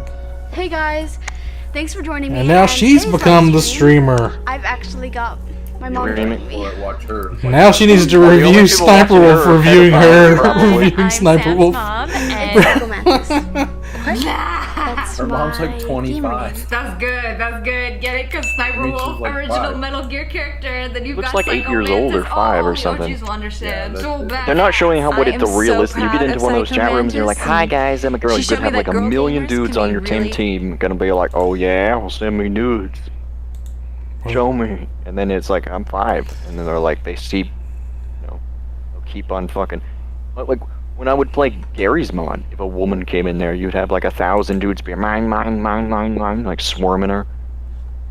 So that video has 28 million views, but that was Sniper Wolf. The Darman one. But look, she's reacting to 16 million every on that video. one, 15 million. I'm pretty sure that it's view botted. There's not that many retards in the world. Kids. Yeah, I don't know. Yes. Maybe if you're from another country and you just learn English or something, like you're just Like, discovering TV for the first time.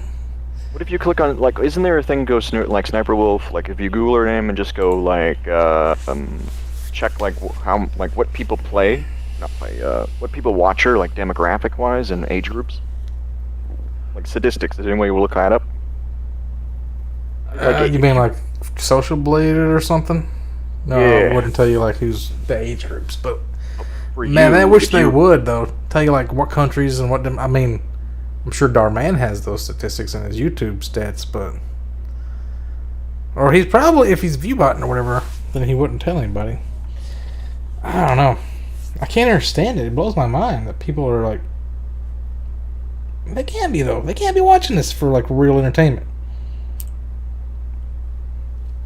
And then worst part is he's like narrating and stuff like the mom realizes she done fucked up.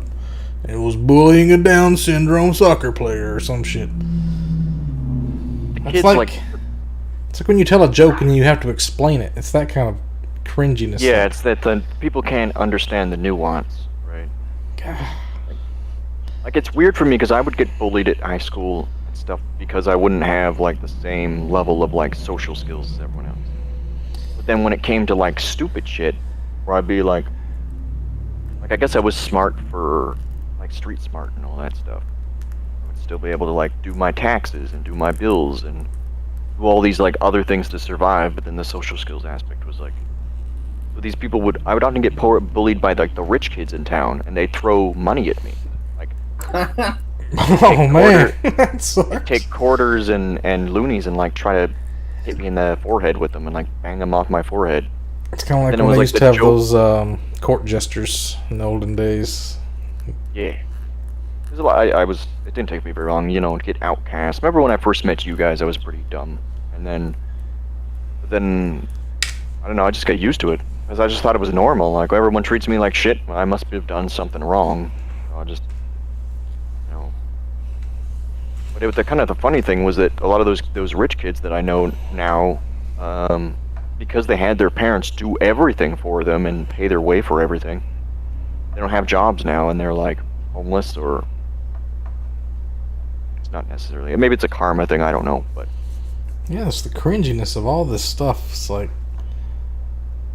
the people and the people that are making the stuff and the people that are watching the stuff and like people that have realized how to abuse streaming and like YouTubing and just the way Sniper Wolf looks, like she's put on her makeup a certain way to manipulate people, and then like what we were talking about earlier with the people manipulating the government and fake jobs and leftover money and shit like that. It's like, yeah, Rogers, we were talking about that. It's all just taxing the depresses me. rich, and like we should tax the rich more or something along those lines. I feel like Flagem would And be a you- good one to talk about that.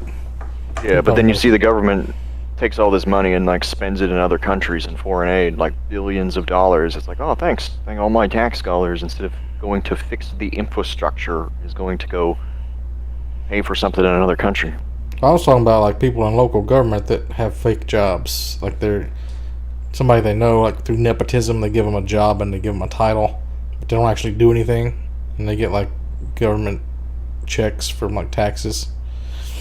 And then they were talking about like $40 million of leftover college grants that nobody claims gets.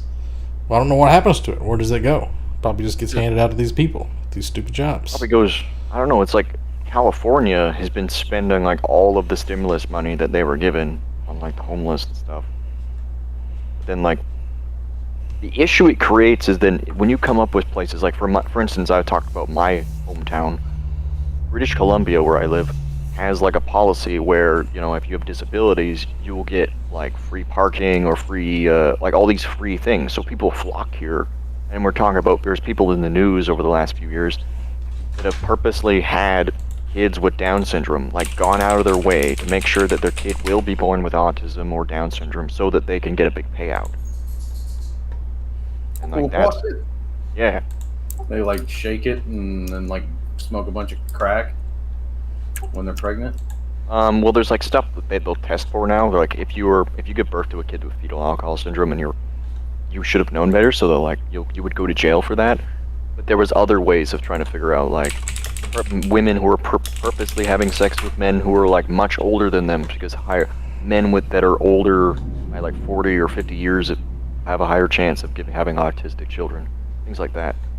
Like women going out of their way to get, like, we were just talking about some women who have like they want to find a good sperm donor for healthy children. Well, these women are going the opposite. They're going, I want a bad sperm donor so I can get a kid that's going to give me like, because if you have a kid with a shitload of disabilities and you can prove it and all that and get the funding for it, like it makes me feel like it's not a foolproof strategy, because if they go through the process and the government's like, nah, you don't qualify, then they're going to be stuck with a kid with like, unless they just abandon them or something. I don't know, because it's like all about money, right?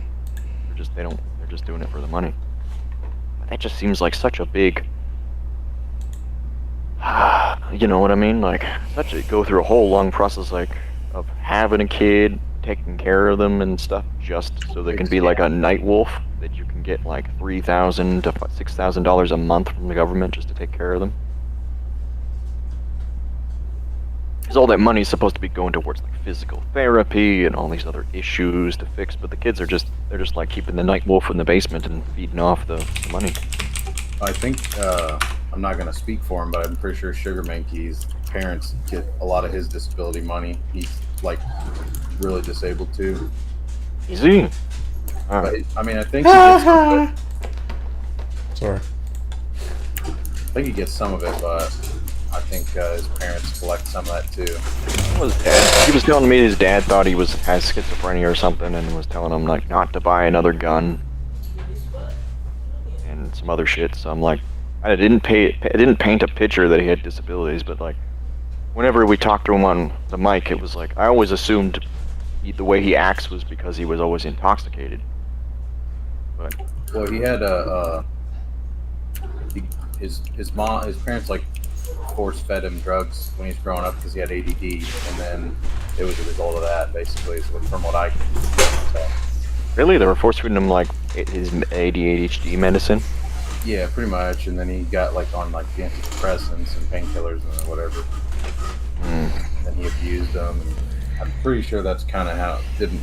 It's not the sole reason, but I'm pretty sure it didn't help. Yeah, that's a kind of the problem I see around here a lot. Is like people who also get bullied right at high school. Like anytime that people with disabilities, it seems like people with disabilities get sheltered by their parents, so they're not prepared for like being bullied at high school, and then that has long-lasting effects on them for the rest of their life, where they'll have like, you know, a drug addiction or something like that, because they're trying to like numb the pain or whatever.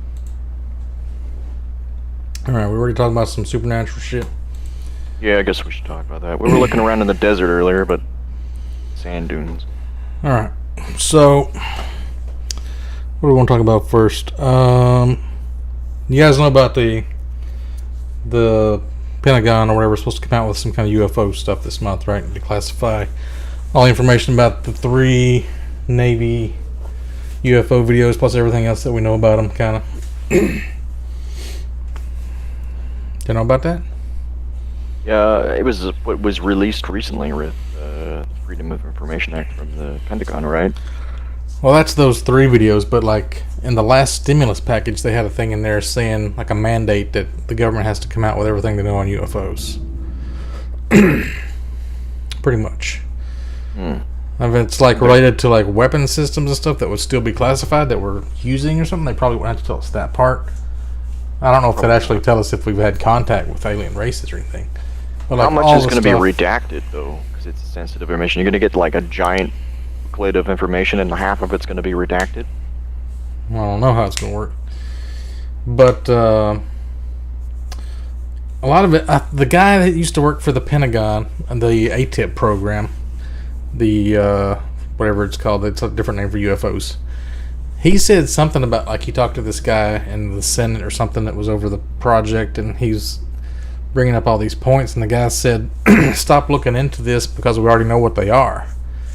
That makes you think maybe they've already contacted the aliens and shit. But then he says, "Have you read your Bible lately?" or something like that, and he says they're demonic. So that made me think like the government for 50 years or whatever has known about UFOs, but they just assumed because they're all a bunch of crazy right-wing religious nuts that they just assumed it's demons and didn't look into it, so they didn't actually study anything. So this whole time, the reason we don't know about UFOs is because they thought it was fucking demons. And they don't want to fuck around with demons because they're aware. But that's the thing. If you're like, that seems contradictory, right? Because if you're religious, especially very religious, wouldn't you want to fight the demons? Yeah. Or like this is God's, the earth is essentially the Garden of Eden, right? And then the demons are coming to invade, and you would want to stand up to the demons, or at least try to find out how to get rid of them. And then if the Bob Lazar thing is true, but Site 4 and Area 51, and we have like 9 spaceships that we've found through archaeology and crashes and whatever, are these people that went behind the government's back or the religious people's back, and like tried to study them anyway, and that's why everything's so secretive, because they didn't want funding to get pulled, or where do they get the funding from, or I don't even know how it works. That would all kind of make sense, I guess. Yeah, I kind of guess that too, because like for instance, if you have someone who's super anti UFO stuff because he thinks it's a bunch of bullshit, or like imagine if you're one of those top dudes and you do find out aliens are real. Like imagine you didn't know about before, but now you're the guy leading everything. You might be like, you might have had all these views beforehand, and now it's like, well, I have to keep this a secret from the public because if like they don't want to panic the public, like how stupid people, masses will just like frenzy, right? Yeah, I mean, if they find out there's alien races, then the whole Bible goes out the window, and 80% of the world freaks out because their religion is wrong. Then what do they do? Yeah. If the religion is the only thing keeping them from like becoming mass murderers, all of a sudden you got a lot of mass murderers. Yeah, that's what I've been wondering, because you were talking about some religious guy, and he was like, the reason I don't do this is because I believe in God. And it's like, but how many of these people would have their religion invalidated and then would be like, they just wake up? Like, it seems like a lot of stupid young people, the only thing that's keeping them in the straight and narrow is their religion. Like, that's Could be more good come out of it than bad, because look at all the people that are doing jihad because of religion, and all of a sudden maybe they'll quit. Yeah, be like, I'm not going to go to heaven if I blow myself up. That's not going to be a... Then they realize, I've like sacrificed my kid for religion or something, or I've cut off his dick or vaginal lips, whatever they do for religion. They realize all the horrible things they did for no reason. They're like, fuck. And they just all kill themselves. Who knows what could happen?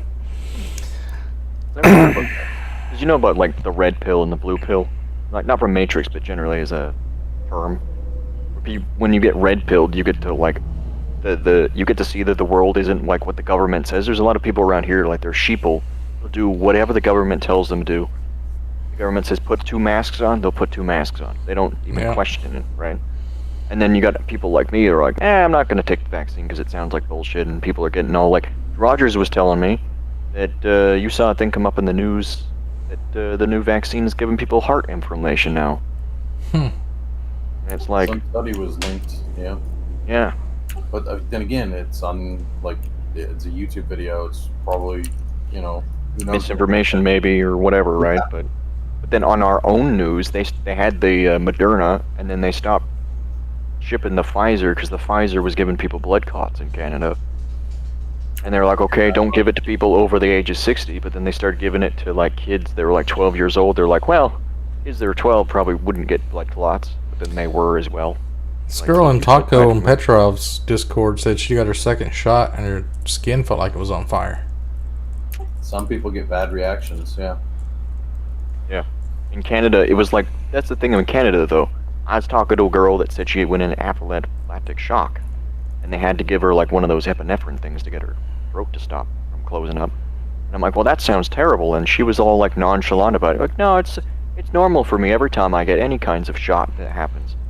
I'm like, what, do you just carry an EpiPen around with you like every time you go to get a shot? And she's like, oh yeah, it's normal for me.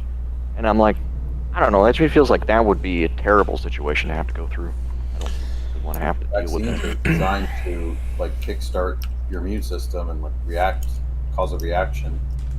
Yeah, I know, but it seems like when I would take them in school, I used to get real sick, like even more sick than the actual cold.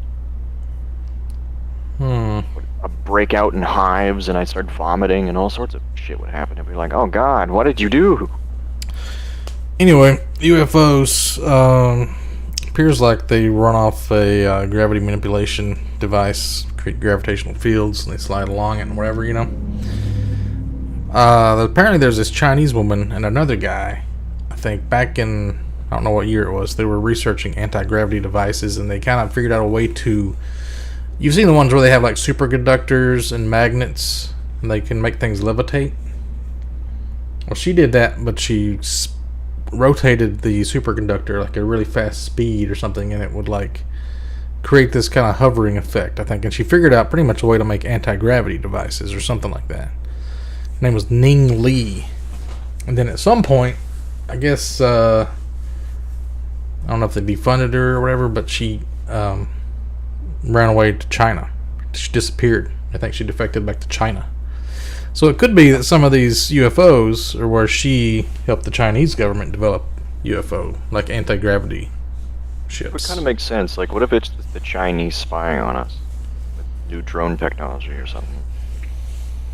Maybe. But then there's also stories of like the guy had the hydrogen-powered car. Remember, it disappeared. Yep. And then the water-powered car. Because it would affect the petrodollar, right? If you could make hydrogen-powered cars, it would like invalidate all the infrastructure and all this other stuff. So I feel like that's probably true. Here's a water-powered car. As soon as you start fucking with people's money, especially. And play this. A major breakthrough that will no doubt make motorists happy. And as Ralph Robinson explains, the Pentagon is also showing lots of interest in this project. Water has always been considered a precious commodity, but Stan Meyer's invention may make it even more valuable. He has developed what's called a water fuel cell. It has taken the place of his old gas tank. The water fuel cell breaks down water molecules into oxygen and hydrogen. The hydrogen is used to run his dune buggy. I don't care if you use rainwater, well water, city water, ocean water. If you don't have any fresh water, go ahead and use snow. If you don't have any snow available to you, they use salt water because there's no adverse effect to the fuel cell. Meyer started working on this project 4 years ago. He's not a scientist. He isn't even a chemist. In fact, he never graduated from college. Myers was determined, he says, to design something to protect this country from oil embargoes. And we have calculated. That was the thing. As soon as he mentioned oil embargoes, they fucking killed him for it. Or they disappeared him. They're like, you're going to go work on this government project or we'll kill you. This is a dune buggy, but this was like 1970s or something, right? So yeah. By today's standards, we'd be like perfecting the shit out of that.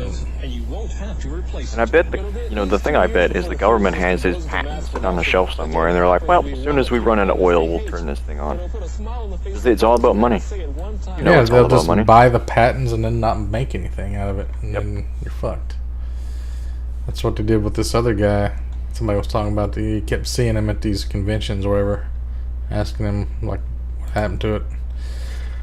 And then there was this thing I heard about. They had a battery experiment in 1840.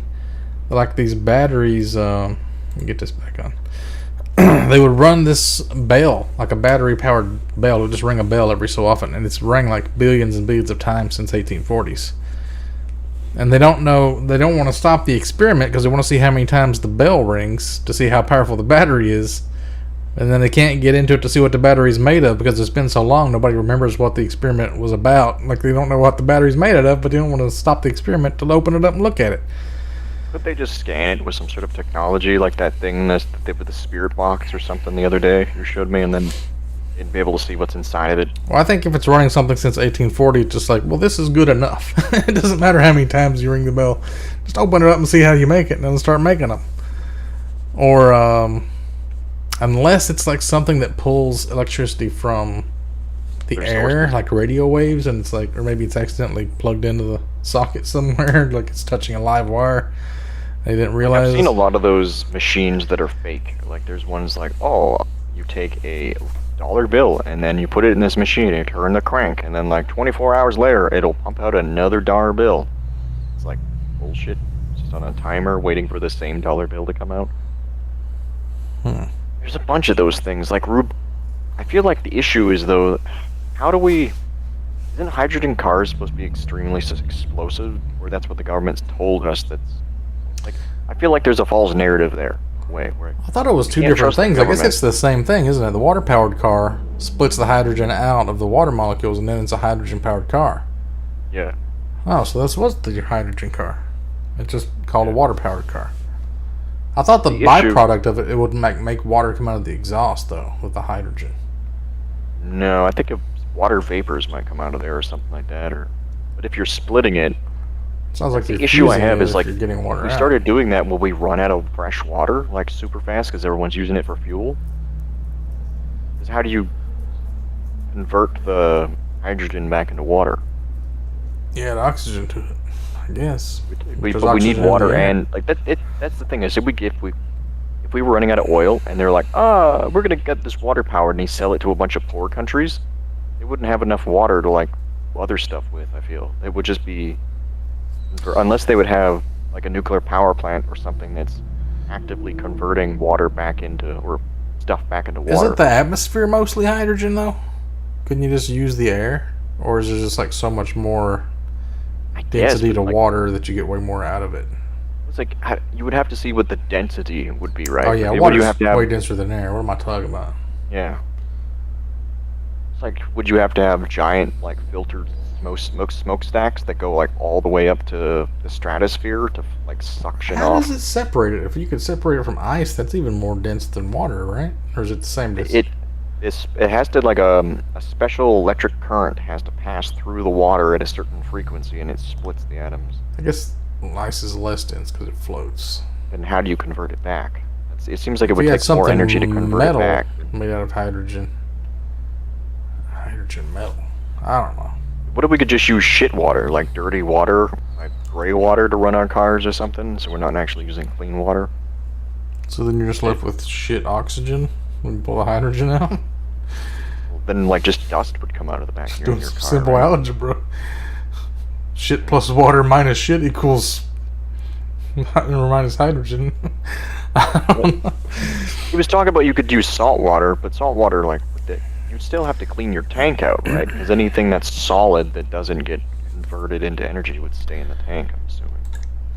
Did you ever hear about the Nazi Bell device? I think we just saw that in your related videos, actually. It's, yeah, this thing? Yeah, I just saw that. What is it?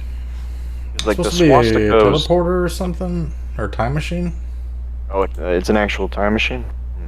The Die Glock? Secret weapon, Wunderwaffe?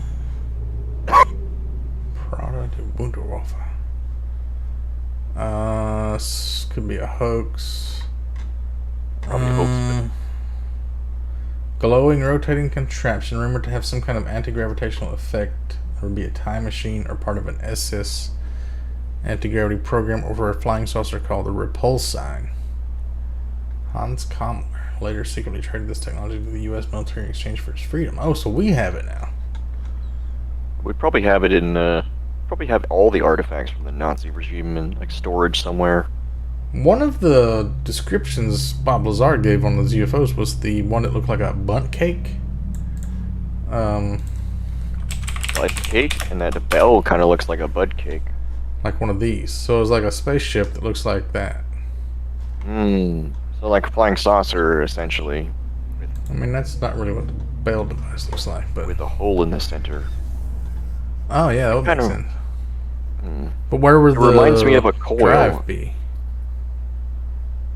Maybe just like, the drive was invisible from the angle he was looking at it, and it wasn't actually a hole in the middle. Because it warps on light around it. The other thing, like, for instance, when Joe Rogan was talking about this with Elon Musk, he was thinking, like, well, maybe they're not actually manned. Like, maybe it's a computer. It's in the machine. You know what I mean? Oh, there's it flying in the air. Is that real? I don't know if that's... They didn't have color photos back then, did they? I think they did. We have color photos of Hitler? I guess so, but everything looks so grainy in comparison, right? I think that's just an actual bell. That's not good. These are actual bells. Nazi bells. Oh, what is that one? It looks like some steampunk ship sitting in Nazi UFO conspiracies. Kind of reminds me of that tank from Assassin's Creed. Some of these UFOs, though, they do look like something someone would try to build. Like the giant gun turret on the top. It's got like the 3 gravity emitters that he described, kind of. Or maybe 4 of them. 3 would probably be more stable, wouldn't it?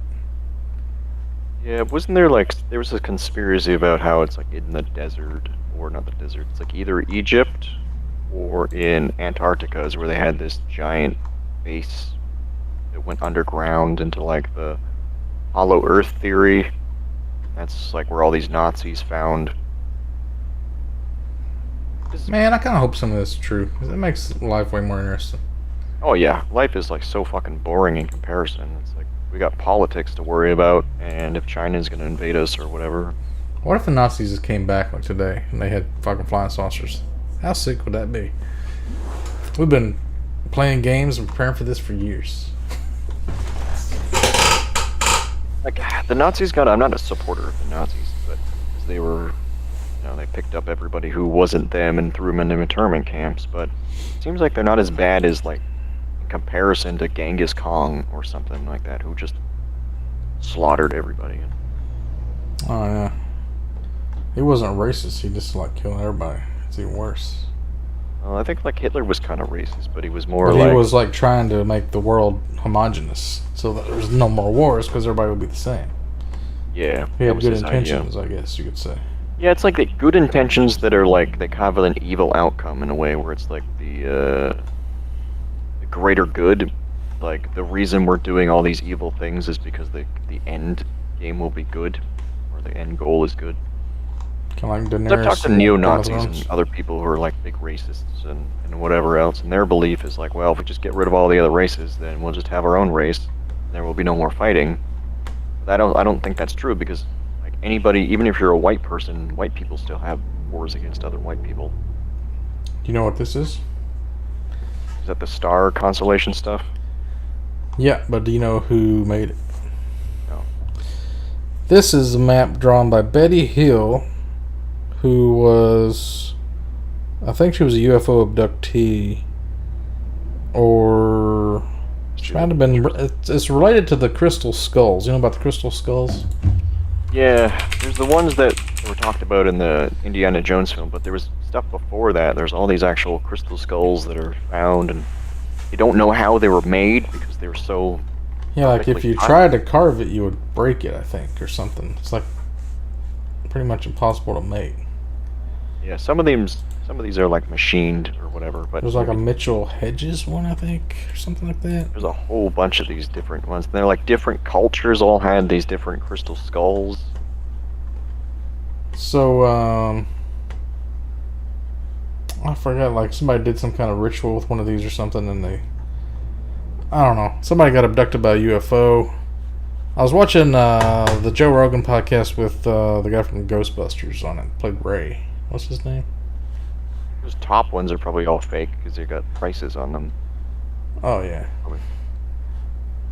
But like some of these other ones, yeah. I guess Betty Hill was abducted by aliens, and they did a regression hypnosis on her because she didn't remember everything. And then during the hypnosis, she went into the spaceship she was abducted into. She looked on the wall and saw the star map. So then when she came out and drew it for them, it looked like this.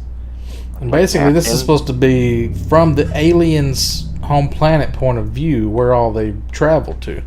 This is a better version here, I guess. It's not, you can't read the text very good. Did they try to map it up with real positioning and everything? Oh. Yeah, so Zeta Reticuli is like a binary star system with 2 stars. And then you go out here to Alpha Mensae, and you got the sun. So this is us. And then Eridani, Glies is where they've been.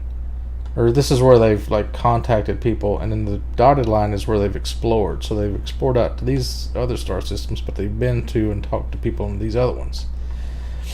What's most interesting about this map is that Zeta Reticuli is the exact same place that Bob Lazar says that they got the spaceship from.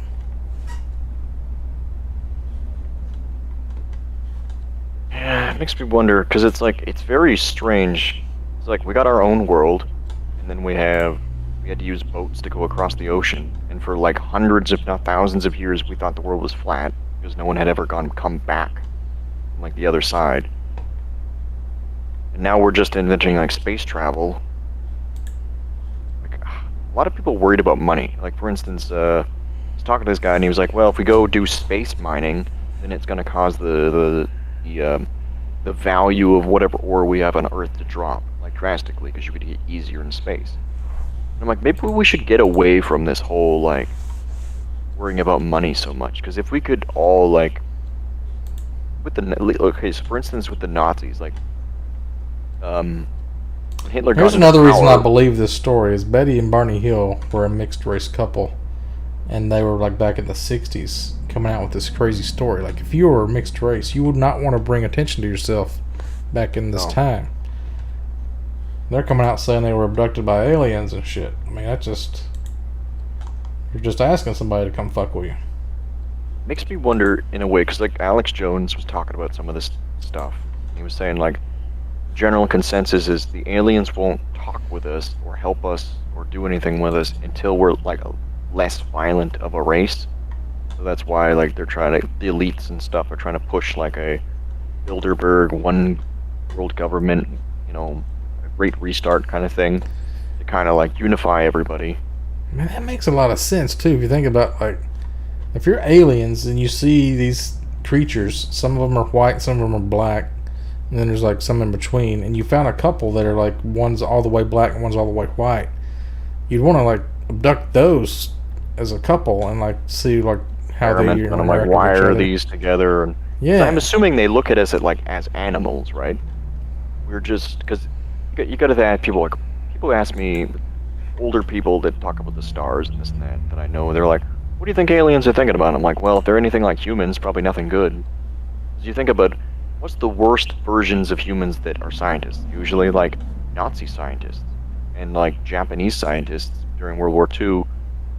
The way we found out that, like, people, like, one of the ways they found out how they designed wetsuits, they did tests on people against their will, and we're like, okay, we'll see how much cold you can take before you die of cold and hypothermia and all this stuff. And that they did those on real living people because they were prisoners of war, and it was like anything. They injected people with like, and did open heart surgeries on people without any anesthetic and all sorts of things like that, like really fucked up scientific shit, but all in the great like pursuit of science. It's like that fucking Qyburn guy on Game of Thrones.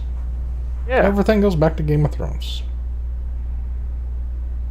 So my point is, I feel like aliens would be like, they wouldn't have any morals. They wouldn't give a fuck about if our humans are suffering. Let's just like abduct a whole bunch of them and run experiments.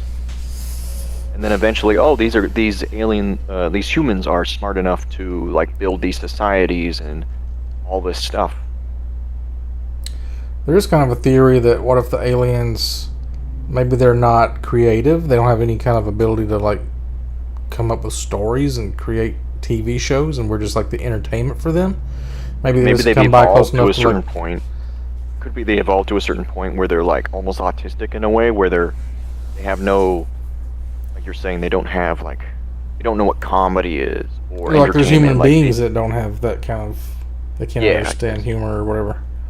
I mean, they'd need to be able to be entertained by it, because if that's the theory, is that they're coming here just to watch our TV shows and get our media and movies. Because aren't we like beaming it out into the like the reason they showed up is because we were blasting like radio signals into the space with constantly with our TV shows, other shit. So they get all these messages in different languages. They're like, "What the fuck is this?" And they track us down. They're like, "Oh my god, it's like, do we live in an oasis planet?" Essentially, because every other planet that we've come across has all been like the incorrect amounts of stuff to support life. Like every other planet in our solar system is dead.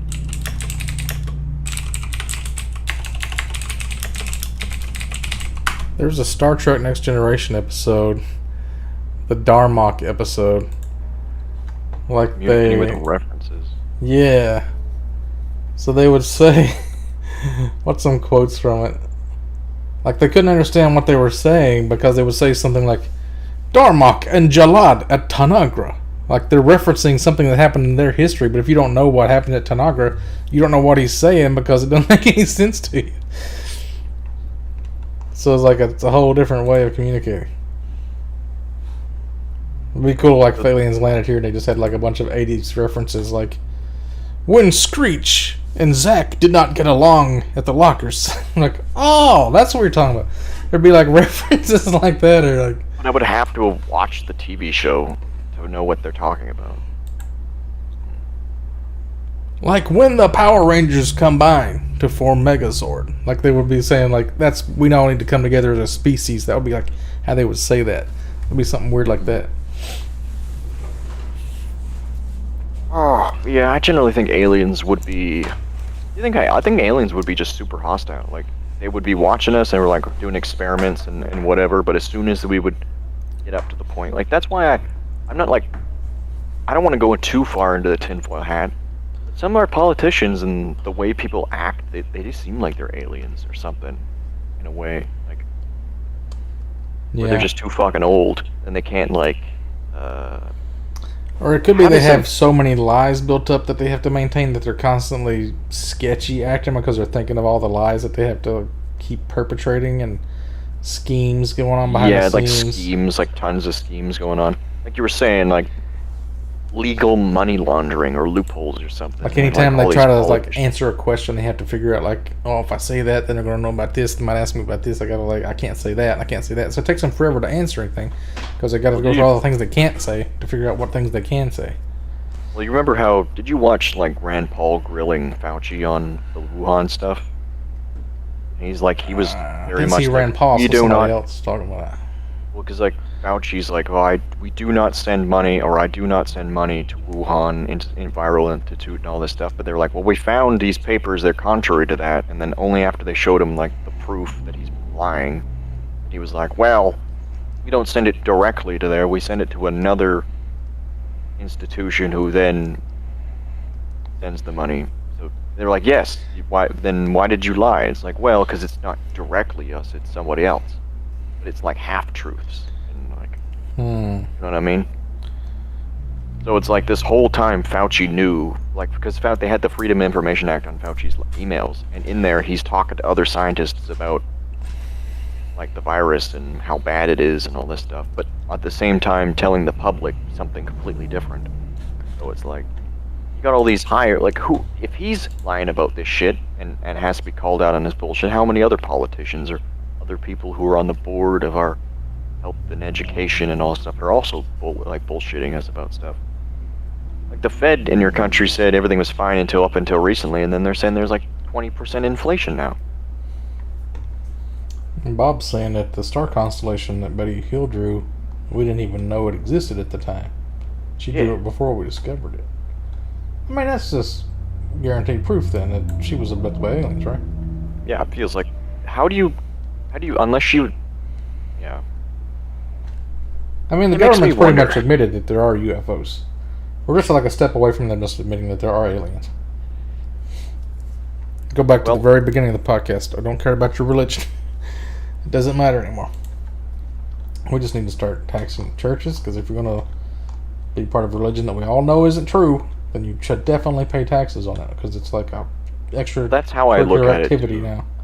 So I was playing Rust with this guy, and he's very religious, but he thinks the government's corrupt. Like, he thinks he was fighting in Iraq and all this stuff, and he says, yeah, we saw weird shit out there, and then we would report it to our commanders and stuff, and then they would be like, never got back to us on it, even though there's like definitely some drones that aren't ours watching us doing stuff, and like, but he doesn't have any video proof, and like everything nowadays seems like it could be doctored or manipulated in some way, or so it's like feels like the public doesn't care anymore.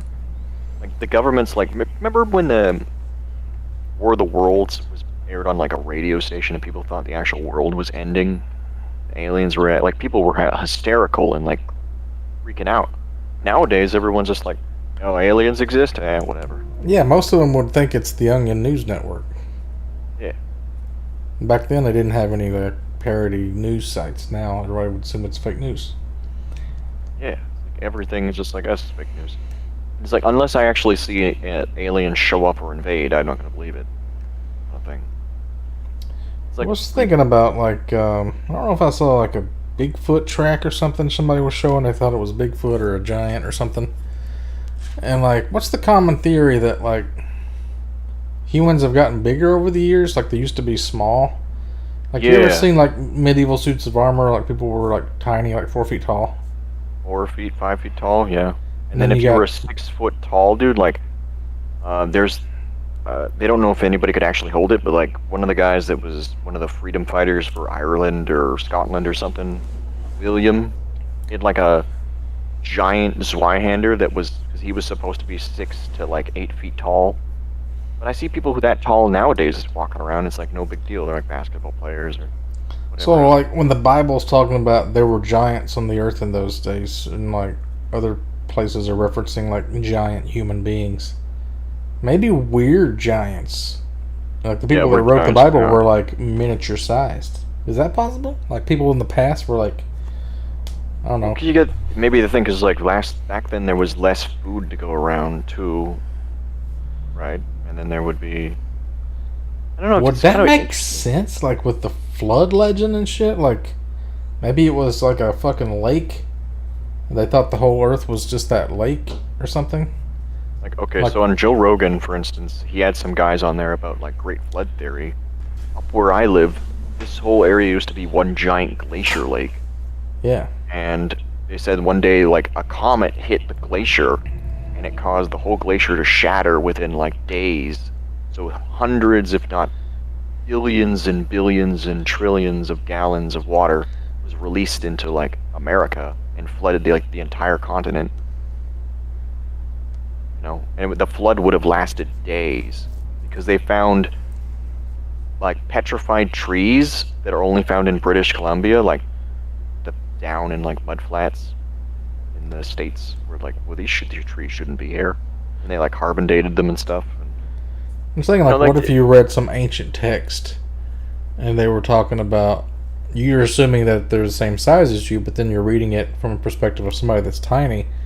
What if they said something like, there were 16 of them riding a camel, and you're like, wait, 16 people riding a camel? I mean, if they were 4 inches tall, like Smurfs, now all of a sudden that makes plenty of sense. I don't know if there is any ancient texts that say stuff like that, but I haven't really read them, like, assuming that everybody was tiny. Maybe it makes more sense. You can search, like, there's pygmy people who are, like, 3 to 4 feet tall that live in, like, the Amazon rainforest and stuff. Look at Moses parting the Red Sea. Like, if the Red Sea was just a puddle and you got God is just some big dude like us blowing on the puddle, making it, maybe he's got an air compressor or something. I mean, it would be easy to explain all of a sudden. Well, there's like other stuff. For instance, like right around that time period when Moses is supposed to do this, that was right when there was a massive earthquake that created like a tsunami. So it could have been like, you know, when a tsunami forms, it pulls all the water out way out to sea. That's like, and the Red Sea is already super shallow.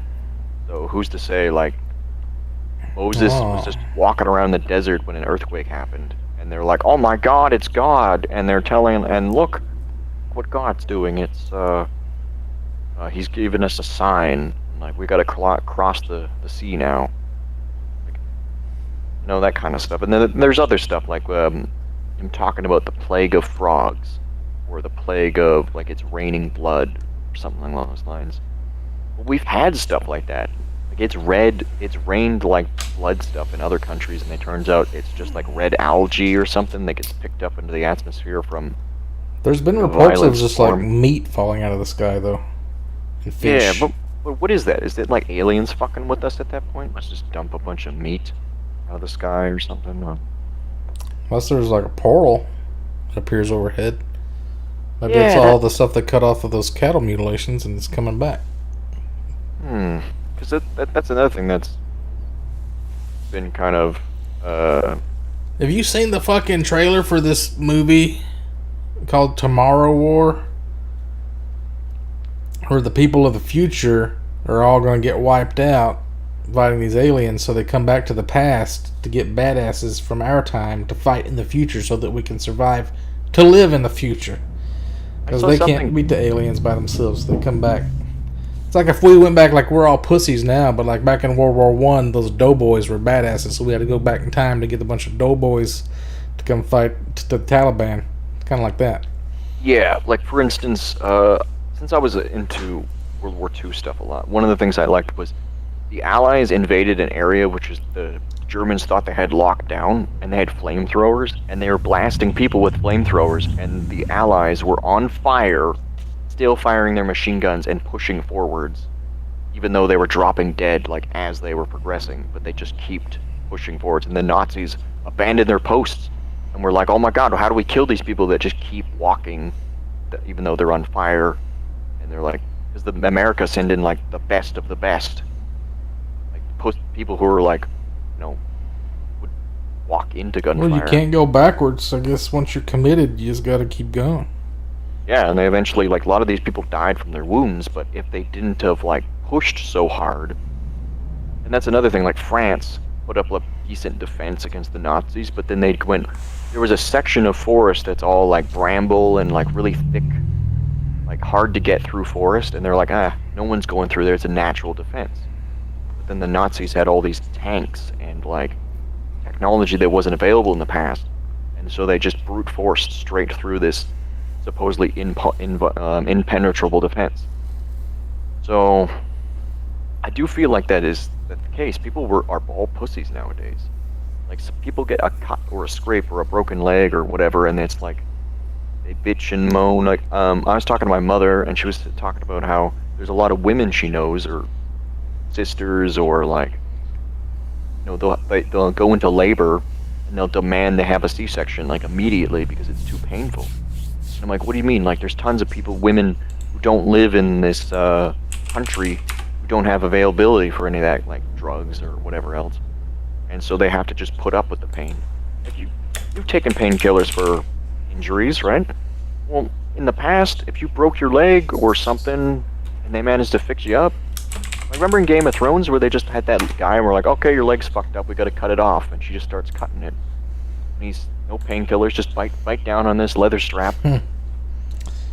Yeah, I think I could handle that. I don't know.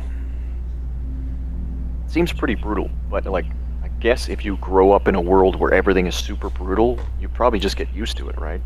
Or build up. I think I can just tell my brain, like your brain, when you have pain, it's sending a signal telling you that something's wrong. And if you tell your brain, like, I get it, I already know something's wrong, you don't have to give it pain anymore, then the pain kind of just becomes like a numb feeling, I think. It depends. Like, some wounds hurt more than others. Like, I feel like that's how the yogis and those crazy mental, like, Indian people can, like, do stuff like that. It's like they figure out, just like turn off the brain. Well, I've seen some of those. Like, that's the one thing religion is really interesting for, because there's people who can go like, you know, those Buddhist monks, they'll go on, like, monks, they'll go into, they'll purposely turn themselves into like a mummy, like mummification. They're like drinking certain teas that mummify them, and they're going hunger strike, and they bury themselves, like, have like a shrine above them with a bell, and then like when the bell stops ringing, you know they're dead. Like the whole point was to turn themselves into a living mummy, living Buddha. And it was like that's got to be extremely painful to do something like that, but they were able to do it. Look how skinny that fucker is. You seen this guy? Hand in the air yogi. He just kept his hand in the air for like 70 years or something like that. Well, he just kept his hand above his head and never used it? Is that why it's so skinny? Yeah. Ooh. Is he holding beads or something there?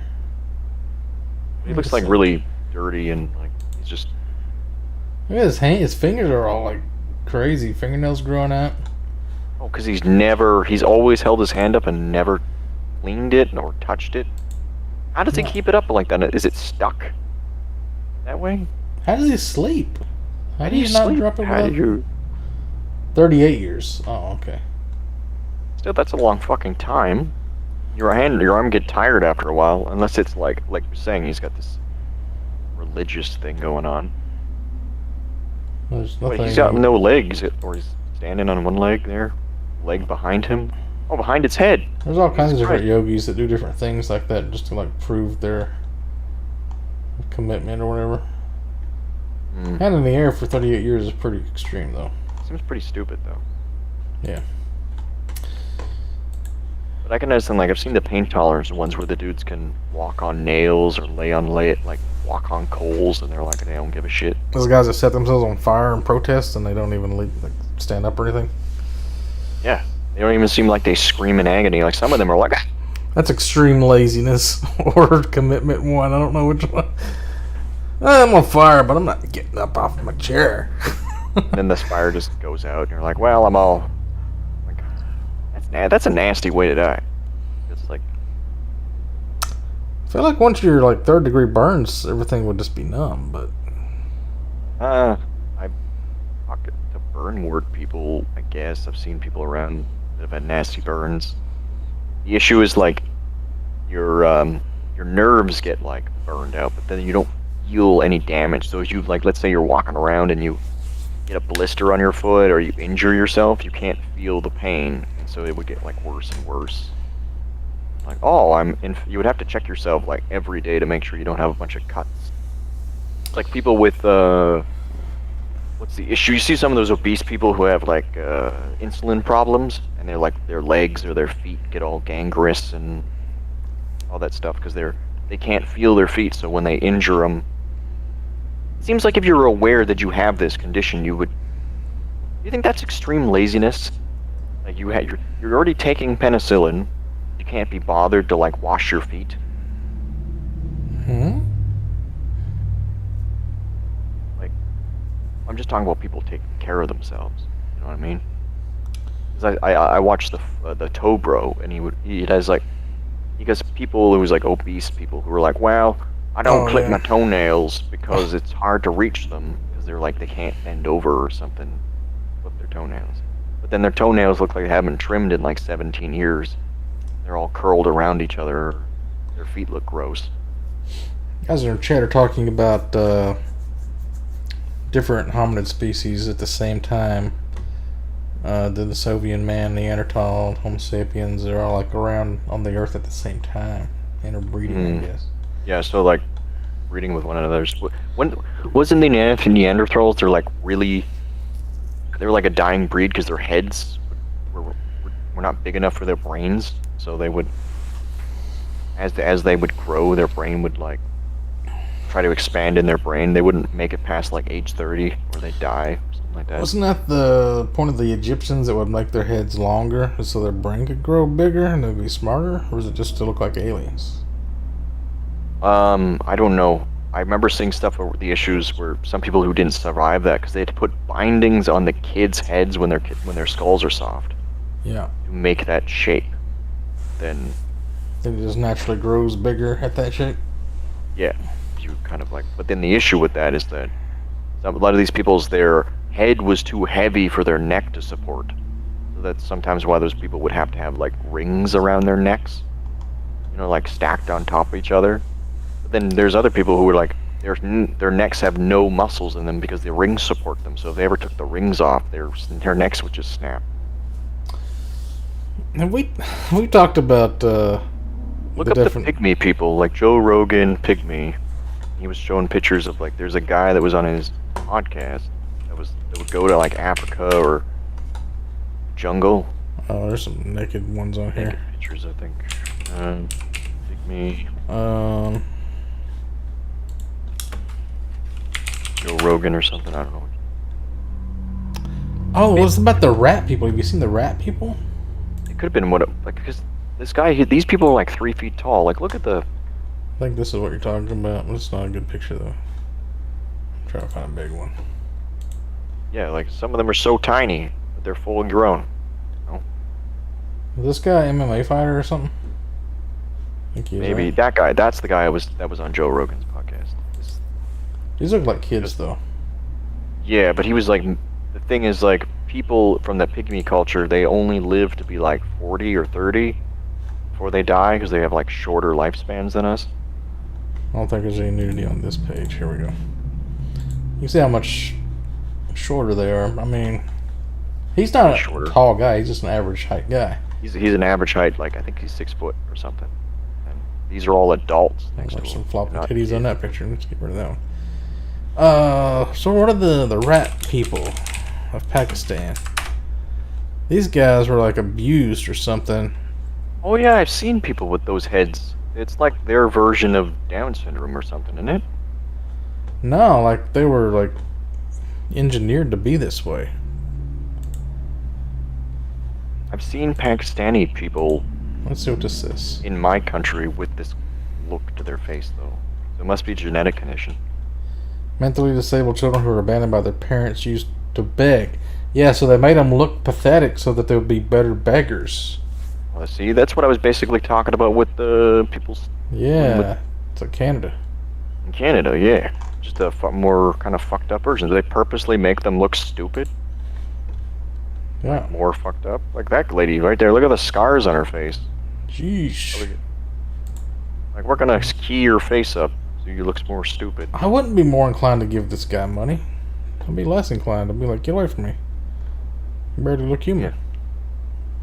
You're right, they do kind of look like rats. They have like a mousy kind of face to them. Somebody was like a cute little girl, I'd be like, oh, you need some money. Like this one. Yeah. Got the hollow eyes, look like a ghost eyes, like, oh, she needs something. She's gonna Yeah, holler. like, usually people with those eye color means they're blind or something, right? Who's that girl? I was in here before. Time magazine or something. Yeah, probably. Now you're getting into like pictures of little girls and why is her eyes so green? Makes for a good magazine cover. I guess so.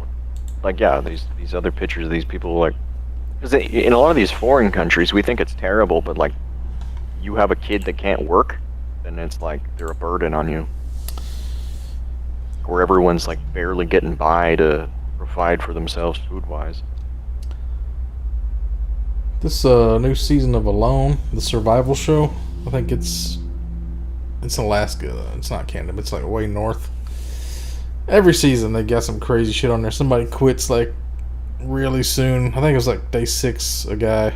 He's already had heart troubles. And he told his family, like, if I have any sign of having a heart attack, I'm going to quit. And he quits on day 6. And he's like, I guess I shouldn't have went there with a heart condition. Why do they let people go? They have heart conditions. Like, because he's stupid. I don't know. Like, for instance, I've got some liver problems, and I probably shouldn't be, like, working or doing whatever, but... Even if you have a family, don't go. Be single first. If you're going to, like, quit because of your family, you miss your family, don't go on a survival show for $500,000. Well, yeah, this seems kind of stupid. Do you watch Man Tracker at all? It's a survival show, and so they'll give people like, okay, there's going to be a guy who's tracking you, like trying to find you. And I saw a show called Manhunt, I think. It was Man Tracker, but it was a Canadian version of the show, I think. Whoa! Whoa! Good suggestion by the chat. They want to look at the Cagots. Or the Cagos. Oh, Jesus. These look like Hobbit people with like... Look at that guy's... They got a hillbilly look to them. Mm. High forehead, hillbillies. I mean, well, how did they get this way? Was your ancestor a Cagot? Le cagot en leur congénère. I guess they're French. So, like, a lot of these things is like, usually people with disabilities that can't survive on their own just, like, you know, they'll die out. Now with our society, we want to keep everyone has the right to live. So, like, I'd go in my town and I'd see Down syndrome people, like there's a Down syndrome adult with a Down syndrome woman pushing a baby carriage with a Down syndrome kid in it. So, like, somebody found their son or daughter partner. That's pretty crazy. Also got this disability. The whole fucking family has Downs. Yeah. So it's like the whole family has Downs. The parents of the parents have Downs. I mean, like, there was the grandfather, the grandmother with her kids, like, and they were all kind of like together at a social meeting, but every single person had Downs. They were like high functioning enough that they could drive a car and like do other stuff. So if you put a whole island, like a small island full of Downs people, would they eventually evolve into normal people? No, I don't know. The problem is, like, their genetics are so fucked at that point. Like, you'd have to have, because both parents carry the recessive genes that are bad, right? You're not really getting any good mix. Like, that's the whole reason we don't want people to interbreed with like your own family members, because you have a higher chance of having your children to have disabilities like Down syndrome. But if everybody's got Down syndrome on the island, it's just going to produce more Down syndrome people, I'm assuming. I gotta build a washroom, I'll be right. Yeah, so the Alone TV show this season is especially weird because there's like a couple of people that just have like fake accents. There's a woman from Exeter, UK, England, and she just talks like a normal American, but then she'll just start talking British all of a sudden with a British accent. And you can't tell if she's putting it on. And then there's another guy. He's sitting there and he's talking, and all of a sudden he starts talking like Scottish. And he's like, yeah, whenever I'm alone, I gotta stop talking in a Scottish accent. I guess that was British, but he starts talking Scottish. Or Irish or something. So I'm gonna get on the Reddit and see who else talking about it and make fun of them, because they gotta be. Even the woman was saying like she could feel the judgment from the internet while she was building this.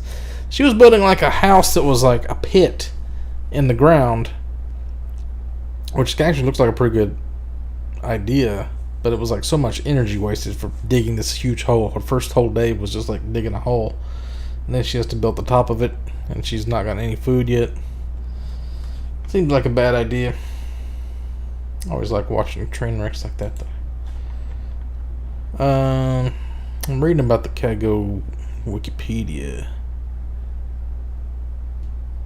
The real mystery of the Cagos was the fact that they had no distinguishing features at all. They spoke whatever dialect was spoken in the region. The family was not peculiar to the Cagos. They tended to be more skillful and resourceful than the surrounding populations. Guess they were persecuted, like they were separated at church from the rest of the congregation, and they were fed the Eucharist through a holy water stoup. A spoon, a big spoon, because they didn't want to like put it directly in their mouth because they were like freaks. Seems like carnies to me. I don't know. Well, most carnies were people with disabilities, though. So yeah, like, I mean, I guess back then it was a big deal. They didn't have carnivals; they were just regular carnies living amongst the normal folk. Well, because it's like a lot of times people would see if you gave birth, because it would. From my understanding, is giving birth back then was like very risky. You had a high chance of mortality, all this stuff. So if you were able to give birth to a child who had all that was good, you're like, oh, that's why they would celebrate birthdays, because they were like, wow, you survived. It's so hard to survive, you know. There's not enough food. But then when you have to have a kid that's got disabilities and can't live on their own, they're going to be a baby forever, essentially. They're going to be like a 100-year burden or whatever. And so a lot of these communities are like, they can't support layabouts, people who can't help themselves. And so they would be subjected And then it also would be like a stigmatism, like, well, God gave you a disabled child, so you must have done something to deserve this. And then like the rest of the community would shun you for it. Like in Japan, disabled people are just like abandoned a lot of times because there's no like safety net to get disability like pension or anything. It's weird. Like once you have incentive, like there was another thing. It's kind of an interesting. India came up with a policy where they would pay people if you bring them dead snakes because there was a snake problem. So Indians started breeding snakes just to kill them and turn them in. Yeah, just to kill them and turn them in. Yeah. Smart. That's the problem with capitalism. But it is kind of the problem. Was like if you give someone an incentive, like, hey, if you bring me a disabled child, I'll give you money for it. They're like, okay, let me go punch some women in the stomach or drink some alcohol. Pays more to draw unemployment than to work. Everybody quits their job. That's why nobody has any jobs right now. Yeah. I went to Hardee's like a few weeks ago. Went to Hardee's and like you couldn't even go in the building because there wasn't enough people to run the registers. You had to go through the drive-thru. Yeah, same thing here. Because the government's been giving people like $2,000 a month to sit home and do nothing. They're offering like $12 an hour, which is more than I make just to work at Hardee's now. Some of the blue states, they've been giving people $16 an hour. We're kind of like getting up to a $15 minimum wage just because nobody wants to work. Like the supply and demand has fucked everything up. Well, if you Google it, you look on YouTube, there's proof of it of McDonald's that'll have on the door like, don't make enough money, will not work, period, unless you increase our wages. And like places are willing, there's like places that are like offering $500 up front for just an interview or to like find workers. So it's like there's no workers. But that's another thing, like pandemic, people don't want to get sick. And then they're like, well, if you're just going to pay me more than, like if you're getting paid double, that means you don't even have to pay. You don't have to pay gas money. You don't have to pay all these other expenses to go to work. So actually, you're being paid even more hypothetically because you're taking out of the equation not having to, do all these extra things. Yeah. The issue with that is that, like, I've noticed, especially in Canada, if you're unemployed for too long, when you go to get another job, they'll usually hire the person that's been, even if there's a person that has less qualifications than you, if you've been off work for 99 weeks or something, they'll take the person that's been off work for like 3 weeks because they were like, oh, well, this person's like trying to actively look for work, and so it's like it comes off as being like more attractive for hiring. But then there's also something like what? The universal basic income thing, right? Yeah, I've been hearing about that. They've been pushing that in Canada, trying to see if they could do that. I mean, instead of pushing a full one, couldn't they do like a half one? Like you work a week and then you're off a week? No, wait, that wouldn't really make sense.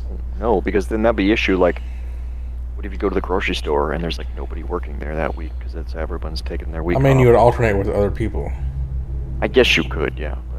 But I was just noticing, like, when I was getting laid off here recently, I'd be, like, working a week, and I'd be off a week, and I'd be like, this is about right. This feels good. It's like, by the time a week is passed, you're ready to go back to work because you're kind of bored. And by the time you're worked a week, you're like, I'm going to go for another week off.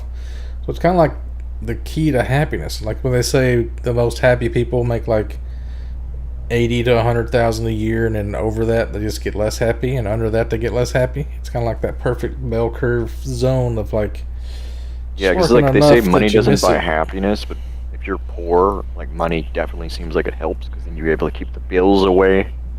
You're able to buy things you like and do things you like. Plus, everybody working from home now is not. I don't want to go back.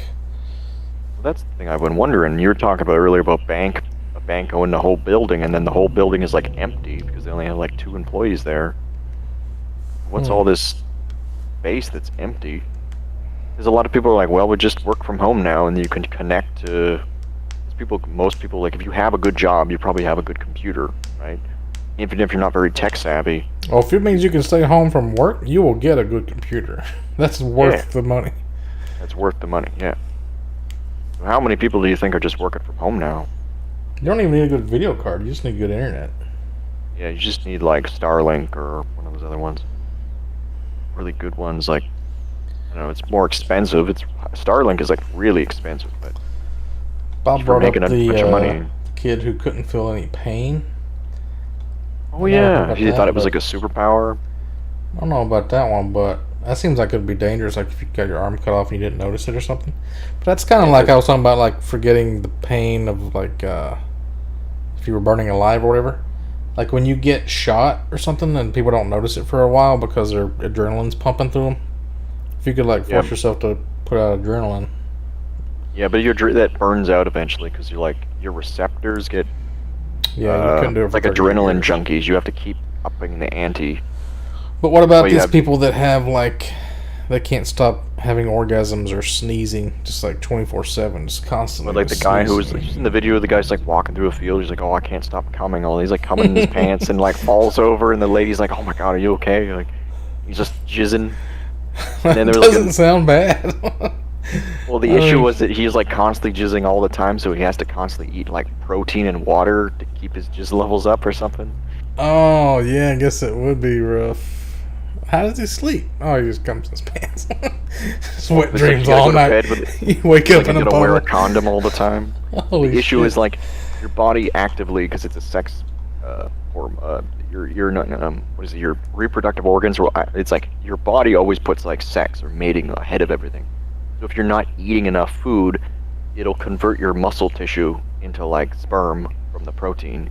So like guys like he was a skinny dude who was probably like wasting away because his body's like can't stop jizzing him. He's jizzing to death. He's getting all dehydrated from it. Imagine if we figured out how to turn that on and off. Yeah, that would be good. Is. I mean, it'd probably change his whole life, and they'd be able to go do something different. I mean, everybody would be using it. Well, you wouldn't need porn anymore. Just like turn your orgasm switch on and then do Like, that get until rid of you've your lost libido. weight, lose all your weight, and then have a bunch of orgasms. And like, I'm good. Turn it back off again, and just go back to a normal life. Fluctuating. You were saying the other day, remember you had some bad diarrhea, and you're like, I lost all this weight. This is pretty good. No, I did not say that. What are you talking about? that was like a couple of months ago. Remember you were real sick Probably for like took a a day big after shit. after taking those. You ate some mushrooms that were bad or something, and you were like, Oh, maybe I did. I don't remember. I remember you were talking to Grim Thistle about it, and she Those was like oysters. warning you, don't oyster mushrooms or something. Yeah, go big. I think you were sick for like 2 days. I went up a little bit. That was a while it ago, wasn't though. that I'm sure bad. you got past it. I think I just had a little bit of diarrhea, which is normal for a fat guy. I think you were joking, like where it's like, yeah, I could have a little bit this late, lose weight. Look at all the weight. What I about lost. like sneezing like every few seconds? That would be. That would suck. It feels like you wouldn't be able to do anything. Because it's like, have you ever tried to suppress a sneeze? It's like you blow your eardrums out. Yeah. You couldn't have The other thing is- conversation with anybody. You're like constantly, like, what if you just, like, because does the sneeze come from the back of your throat or does it come from your nose? You would like, they have to like remove your nose or something? Like go in there and, not remove your nose, but like autorize some sort of like something in there that might be triggering it. Like sever a nerve. Yeah, it seems like you could fix it. Otherwise, you just have to kill yourself, I think. There's so many weird, like I think my life is bad, but then I look at so many other people who have such fucked up lives. Or there was a guy recently where it was like his skin didn't produce the right protein to hold itself in place, so his skin would constantly peel off. If he would bump himself, and it just a bump was enough to like rip his skin open. And it's like, oh jeez. And it was like watching all these documentaries of all these people who are just like super fucked. And they still want to live. We talked about this guy on the podcast before, this motivational speaker guy. No. I might have made a video about him in YouTube too. No arms, no legs guy. He's a motivational speaker. Yeah. I was 8 years old, depressed. I did not expect him to start swimming. In my home. He's got a Dick foot. hanging out? What is that? That's his foot. Really? Oh. Looks like a Don't get penis me and banned. balls. The first 2 times I rolled over, I was trying to work out how much air I hold in my lungs before I let it out. The third time, in my mind, knowing that I wanted to get out of here because of the bullying in my life, because I was going to be a burden to my parents and I had nothing to look forward to. I realized at that moment that if I actually went through with committing suicide, I would leave a greater burden for my parents than they already had. So when I saw in my That's mind a TV show. I recognize that guy. crying at my grave, This is Bruce Wayne. I went through with it. Bruce Wayne when his parents That funeral. one thought saved me. I want to see more swimming again. Yeah. I mean, he can swim, but he ain't gonna be no lifeguard. Is there not a purpose for Yeah, but me? what Is there not a okay, purpose in with that video you we watched the other day of those. He just falls over, dude. Look at Yeah, that. just like And bounce, I bounce. I asked my mum and dad, why did this happen? I asked doctors, why did this happen? They don't know. There are some things in life that are out of your control that you can't change. How great would it be if he wasn't a motivational speaker? He just likes whining about his predicament. Like nobody knows. This is bullshit. Look at this crap. Oh, look at me. Just look at me. Like he didn't give a motivational speech. Yeah, what an asshole he would be then. Because I tell you, I'm down here. Face down. I have no arms and legs. This is bullshit. Look at this crap. Impossible for me to get back up. But it's He's a motivational speaker. You might have enough money maybe to get some I will try 100 those like times fake to arms get and up legs, or and at least to persuade you that you have another chance to get back up. And I want to be accepted, so I started swearing. You go to a party, everybody's drinking, so you drink. Why? Well, everybody else around me is doing a big deal. Fuck You start you. losing yourself and you start putting your security in temporary things. Would you rather be born with no arms and no legs, or have them cut off during your lifetime, so you knew what it was like? born with no arms and legs would be better, because if you had your arms and legs cut off, you would you'd already be used to having freedom, right? And then now but there's also people who are like those people who fetishize amputee people and stuff, who want to have their own legs cut off or removed. I don't know. Those people are not too complicated. Yeah, I don't know. I think I would miss having the arms and the legs. I'd miss arms and their legs. It's like, would you rather be born blind or not? You can't even kill yourself properly without arms and legs.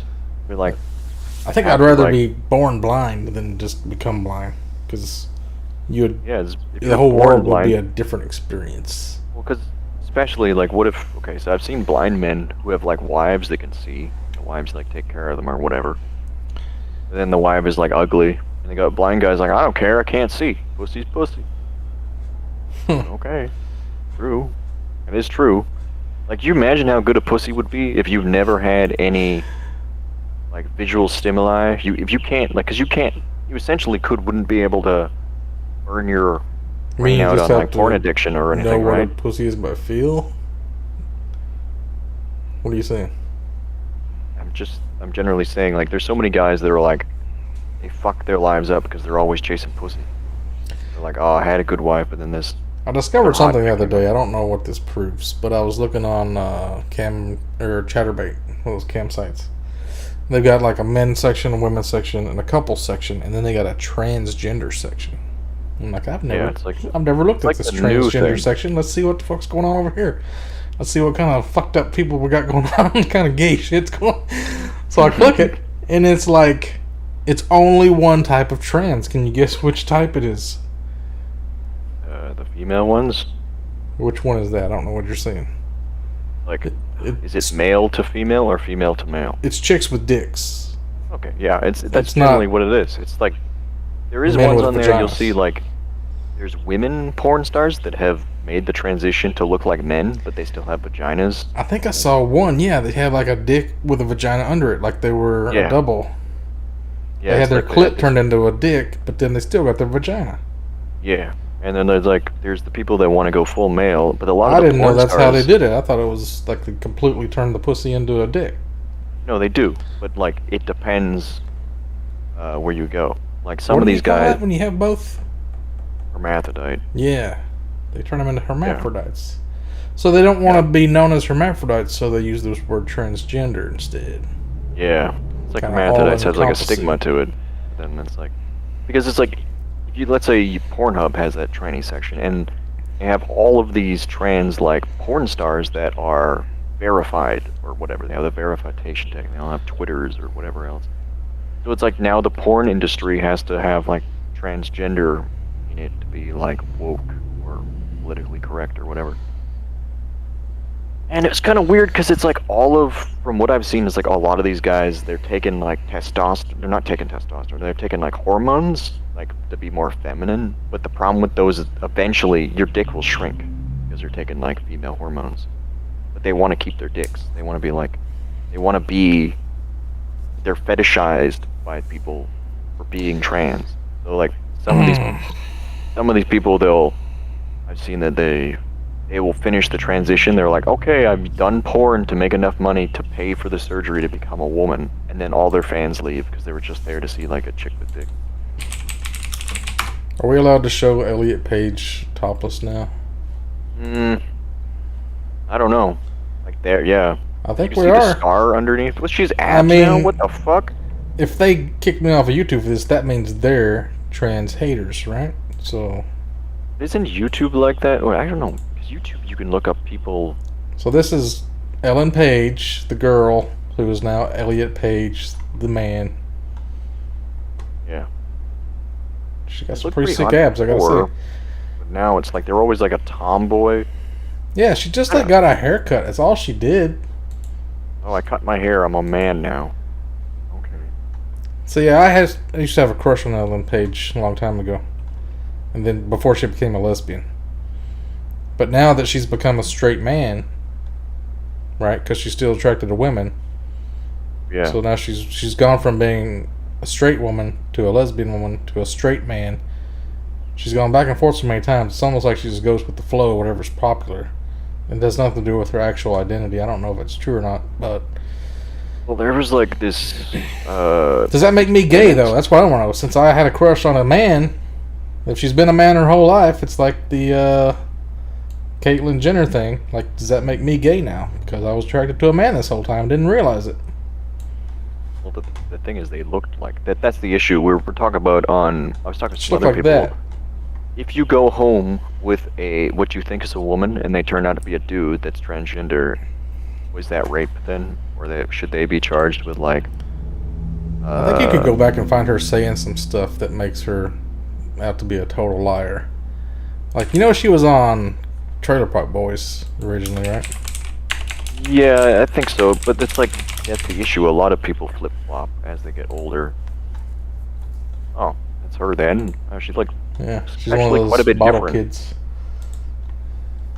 I mean, she's kind of tomboyish there. She's throwing bottles at people and shit. But she just looks like a regular girl, I guess. I think I started liking her in Regenesis. It was a Canadian show. God damn it, she looks like a guy there too. Fuck. Alright, I'm gay. I'm a big gay fat man. This is why you can't find no women. You're hitting on the wrong women. You're hitting on the ones that are. Wait, what about this picture right here? That's pretty hot, right? Yeah. Alright. Like, she's got she doesn't really have any tits, though. I guess they're okay, but like. Damn it. I'm a big faggot, okay? I'm a faggot. You're allowed to say it now, you're gay, right? Yeah, if I am that. I guess I'm allowed to say it. Is that her? Whip It. I don't know if I ever saw that one. Umbrella Academy? That's from X-Men, isn't it? Oh yeah, it's First Class or something. See that face there. Like when she was doing stuff in X-Men, I thought it was funny. She had like a good job. She did like a good job at acting or whatever. Yeah, she was in that one where she played like the jailbait for a pedophile. What was it called? Hard Candy. So she traps this oh, that's where that one's from. Oh. This pedophile like lures her into his house, and she has all these traps for him or something. She ties him up and tortures him. Oh, that reminds me of the girl with the dragon tattoo kind of premise. And then there's that one where Juno, where she's pregnant, teen pregnancy. I don't think I was that intrigued at that point. Kind of like her face in some photo, like that one. Like some of them, like when she looks like a boy, more or less. Oh, that one. I really hated that movie. That guy came off as like really obnoxious. Who does she look like right there? She kind of looks like Julia from Seinfeld, Louis Dreyfus. Oh yeah, maybe. Yeah, like some of the ones where she looks like a boy reminds me of. I mean, I guess it doesn't matter what she looks like; it's how she feels on the inside. Yeah. So we shouldn't even be talking about how she looks. Well, that's what I wonder with some of these trans people. Oh, so here's how I'll prove she's not fucking trans. Interview with Oprah. Okay, so she's a man now. See if this sounds like a man. Your transition has actually brought you the most joy. Goodness, what has brought me the most Goodness! joy? You ever know a man who would start a sentence with goodness? Joy. Gay man. Is opening up about his most like, joyful moment since starting she's his still gonna have the transition to becoming an female openly transgender man. mannerisms, right? I don't The think she can 34-year-old get rid of actor those. came out as transgender in Oh, December. she's a liar. Writing on his Instagram, quote, I'm not "Friends, gay." I want to share with you that I am trans. Well, My here pronouns she are he, looks very and much my like I name can't is tell if it's a Elliot. boy I feel with lucky to glasses be writing on this, and like a to filter be here, and to lipstick. have arrived at this place in my life. Months of transition has Who is passed this from- talking? This is not the interview. Play the original interview. Yeah, these are snippets. I want to You read. gotta, like, My name is remarkable. It feels to finally love who I am enough to pursue my authentic self.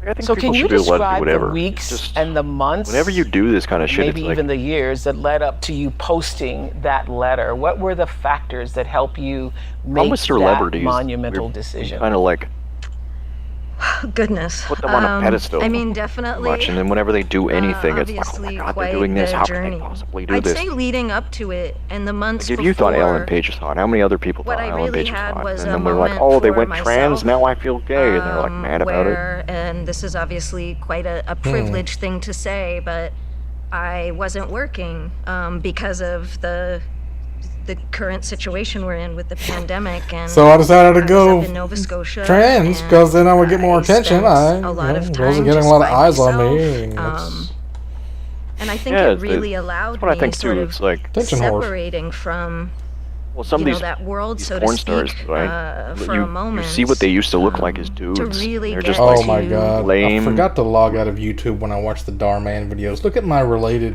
videos now. Sniper Wolf, Darman, Sniper Wolf. That's all it's going to suggest to me from now because it thinks I'm super into Sniper Wolf and Darman videos. sit with myself. You've run it and in like certain, incognito mode. You don't aspects see those, but that I had never given myself the opportunity to do, and I think that was definitely on purpose to a degree, even though She's I talking wasn't like a woman. necessarily aware of Yeah. it. Just This is woman talk. you know, avoiding so much in a way. The busyness of life allowed and has allowed most people to not to look inward. And so what you're sharing is that you had this time alone. watch this I feel like Oprah's glasses are subtly rich people glasses. Like, they just got a little bit of something on the edge to make you know that nobody else has something like this. So, you know, I'm rich and you're not. But really purposefully is she can probably afford if they fall off her face and shatter. the first time in another my pair. life where I really felt okay and comfortable alone. It used to just be Oh, yeah, this part right here. incredibly difficult for me to even just sort of sit with myself. Sit with myself. And this was a time where that was possible. And You ever heard a man talk about how uncomfortable he is sitting alone with himself and being with himself? Yeah, That's mostly the bullshit. transgender people that I talk to. They're like, they get the body dysmorphia where they like don't like to have a penis or a vagina, and they like, It's I the want to get gayest rid of straight it. man I've ever seen. Yeah, exactly. Anyway, Not I mine. sent you a video. If you watch that on YouTube, it's like Roger sent this to me. It was like some other YouTubers talking about all the transgender stuff. It was kind of an interesting read because they're almost trying to normalize, like they're trying to say you're a homophobe if you don't want to date a trans man or trans woman. It's like, well, if they have a penis still, I don't want it.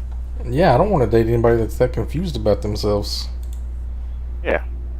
Like the And video. why do they all have that same trans voice? Because that's what happens when you take hormones. Because it's not an actual, like, because you know, we weren't.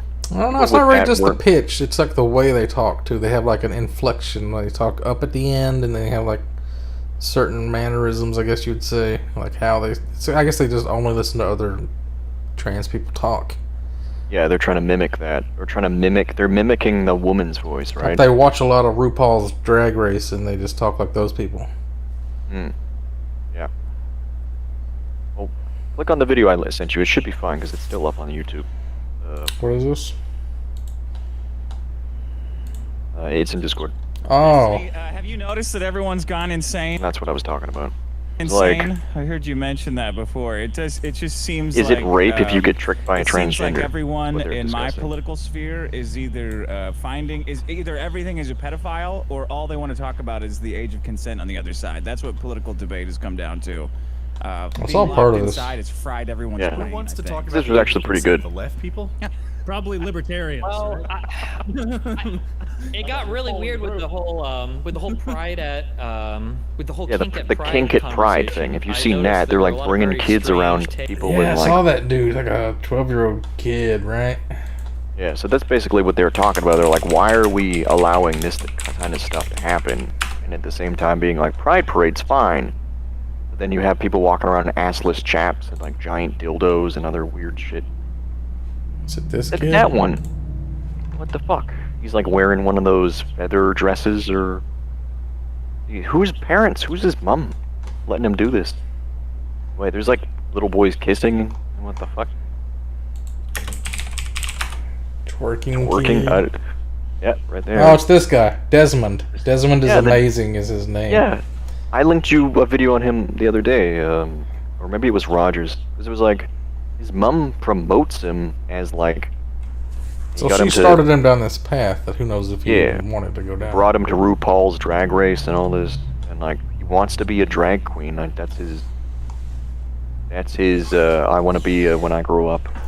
Now see, if his mom was like totally against it, then I'd be like, yeah, let him do what he wants. But like, his mom's for it, so I'm like, oh, you fucking turn him into this shit. Takes coming out there where a lot of left-leaning people seem very eager to defend like children interacting with people in like kink costumes and shit at Pride Parade. Yeah. And I was like, what? Yeah, I don't know, man. Just shit is fucking insane, so man. The left wants people are the age crazy. of consent lower? No, it's not about the age of consent. It's you get into these people that here's what happens, okay? Nobody actually knows why they believe in fucking anything. So you're so ideologically like dug into whatever position you're in that whenever you see something that looks like it's remotely against your ideology, you are forced to immediately stake out the most contrary position you can possibly find. And so what this turned into was like, well, conservatives are attacking, or some people have been attacking the concept of having like these kinky people in like the daytime pride parades. So obviously, you must stake out the complete and total other opposite position. And it's led to people just saying these like insane arguments. So a few of these that I've heard recently. So one was wearing like a giant BDSM outfit or whatever with all the dildos and all that shit is basically the same thing as having a wedding ring, because a wedding ring is kind of kinky because it shows that you're fucking another person or whatever. Like, or people saying things, or people saying things like, well, sure, they might have like the whole dogma thing, but like, is kinky gear necessarily sexual? Like, maybe they're not using it in a sexual way, and it's like, what the fuck are you talking about? I can see your vault. We talked about how I find it kind of disturbing how... Wait, where did you go? I'm here. Oh, hang on. I took the camera off. Like, adults are like, they're really freaked out about their kids having sex and stuff, and then until they get married, and then they're like, oh, I'm all in. Y'all have to be having us some grandkids and start fucking. We want to churn out these grandkids. But you have that wedding ring on that you're like chained to another person with like the ball and chain thing. Then it's nobody just. It's like but somebody no one cares gets pregnant. About that. Really. They say stuff like, "Oh, we're trying." They don't say like we're fucking. They have different words for it, so it doesn't sound like nasty. But it's like, anytime I see somebody that's pregnant, they're announcing a baby, like, y'all just been fucking. Don't be acting like y'all ain't been fucking. Y'all been doing some nasty fucky shit.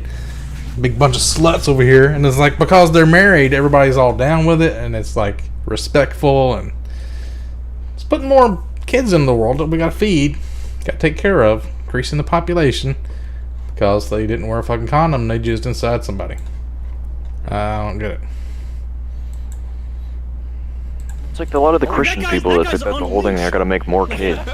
Yeah. That guy's walking around with the dog seat on the leash, and like, and a kid is walking over and about to pet him. There's no. Yeah, there's a video of the sides like dressed up like a dog. Get him out of there! Come on, this is way too much for a kid to be absorbing. And the funny thing is that like there are so many people that came out to defend that, and then obviously like I'll fight with a lot of these people, and then later it came out, well, that wasn't actually a pride parade, that was like a Folsom street parade, right? And then everybody's like, oh, see, look, so we win, and it's like, well, no, because you were just defending that at a pride parade. Just because it turns out that it wasn't at the pride parade doesn't mean you win. You would have defended it anyway. Like, why do you think this changes anything? Like, it's easy to just say like, hey, you know, if you want to do kinky shit, that's fine. Do it at night. Do it in a separate parade. Like, you don't have to own every single argument that you think is contrary. And it'll happen too when I'm arguing with people. And to be fair, now I argue mainly with left-leaning people. What part do they talk about getting tricked by the transgender? That somebody is trying so fucking hard maybe I should just click on the video of my own help. Like you're setting up an argument. And absolutely thrilled when they see they're crying when they see any of the Jong-uns. Oh my god, I love this. Yeah. So what happened to this guy called me Carson? He's gone. He's like off the internet now. 4 minutes in, he starts talking about it. He's got like, I think what, like millions of YouTube? Got a ton of hate for it, okay? And I'll be very clear when I say this, okay? So I said that if you were in a sexual encounter with somebody, and you found out like halfway through that they had a set of genitals that you weren't expecting, I think that's basically rape. I think my tweet was that's tantamount to rape. Because like, holy fuck, that is not something that somebody might have signed up for. Yeah, Transphobic you're not being upfront with them. And yeah, and I got all these people tweeting me, all these people saying like, oh, you're trying to say you should murder trans people for rape. It's like, no, I didn't say anything about murdering anybody or whatever. Like, you can stop. It's not, you shouldn't murder anybody, but like, that's like really fucked up. And then I'm getting people coming out that's like, well, if you were gonna go down on a woman, what if you found out that she had a genital piercing? Because that's basically the same thing as if she had a dick. And it's like, Jesus, what? No, I don't think so. Well, these are the kind of people I argue with on the internet. Stupid. Saying that you wouldn't fuck somebody just because they have a dick and you're expecting a vagina, it's basically something that's like a Nazi saying they wouldn't fuck a Jew. You're like, what the fuck? I didn't get what rape was, and I'm curious as to like, you. Wait. So if you're about to fuck a girl, you're expecting to put your dick in a pussy, and you find out they've got a dick and they like to be a top. So all of a sudden, their dick's going in your ass. That's a totally different story. Like, well, I guess I gotta sit on his dick now. Sucks for me, I guess. Like if I say no, I'm a bigot. Yeah, I don't want to sound like a bigot. Someone who looks like a woman, vibes woman, etc. You get back, you get her pants off, and suddenly she has a dick. That's rape? I think that it's close to it. Here, my issue is that like if you fuck them, it is. Because right now. What if they're like, well, you're not going home, buddy, and they lock the door behind you or something like that? She takes her dick out and rapes you with it. Oh wait. What if they get your consent before you find out, and you've consented to the sex, and then like, oh god, he's got a dick, and he's got me on tape consenting, or he's got a letter that I've signed. I've got to fuck this dick now. That most people probably aren't signing up for that sort of sexual encounter. Now, if you go to like a kinky, like LGBT, like orgy hookup or whatever, and then you find somebody, you bring them out and they've got like a dick or a vagina you expect, that's different, okay? But like, let's say for instance, because the counterexample I give is, let's say that you go to like a lesbian bar and there are women there and they find somebody, they start hooking up, they go back to their place or whatever, and then they find out they have a dick. I think the person has a right to feel like really upset. It's like, holy shit, like this is like a non-consensual sexual act. Like I didn't sign up for this, you know? I think it's almost like if you're gonna have sex with somebody, then you find out they have horrible STDs down there. Like you didn't agree to that. Yeah, you didn't agree. Like, oh shit, you got genital warts. I'm getting out of here. Oh, you can't do that. You're being like. Or what if you agree to have sex with a guy and you assume he has a normal sized dick, and all of a sudden it's like a 1.5 feet long, and it's 3 inches wide. It's like, well, I just can't. Oh, you can't rape me. Yeah, it's kind of like that is kind of weird. It's like, how do you misleading someone sexually? How is someone against like? I don't know. Yeah. I don't even think it's take it from the other side, right? Two kids in a suit. What if I'm what if it's in a suit? I think they just accidentally invented "What About This" videos by T2.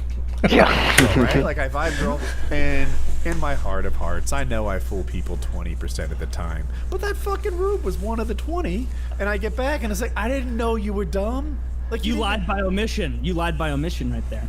Did I? You won't be enough. Like, here's my problem is that when left-leaning people, and me included, and I still feel this way, when we talk about consent before, we moved past consent. And we even moved past something called informed consent, where it's not just enough to give consent. You have to give consent and know like what you're actually consenting to. And then we moved all the way to the concept of like enthusiastic consent. It's not enough to just like bully a woman into saying yes, she'll fuck you. She should be like excited and enjoyed him and like excited about it. Like this is something that actually wants to fuck you. Okay. But now all of that is. Look at Kyle has not said a fucking word this whole time because he knows he's like been raping people and fucking people like 7 days a week. He's like so guilty. Completely thrown away. He looks guilty as fuck. He didn't want to say anything because he doesn't want to get in trouble, They probably. have a different set of genitals you weren't expecting. It's like, wait, what the fuck happened to everything about informed consent or everything about enthusiastic consent? Like, this is like really fucked up. I feel like the move here is you bring this woman back, right? You find out she has a dick, and it's like, that's not what I'm into. You're gonna have to blow me, right? No, you know what? You know what? Don't be Well, because like, what if you're not into dudes? It's people still is like a like, dude that's blowing We you, get right? Matt Gaetz in like a gimp suit, and then he's at the Pride Parade, and kids are coming up to him. Everyone's gonna suddenly it's gonna become he's wearing a MAGA hat. It's gonna get a little more real, and those people will be like, "Oh, well, that's clearly wrong." It's like, is it just because it's Matt Gaetz? What about the puppy play? Huh? And if he can make it through the play with, if like he can make it pretending through the they're parade furries without being and pet by a kid, then we'll forget about everything he's done, right? He has to dodge.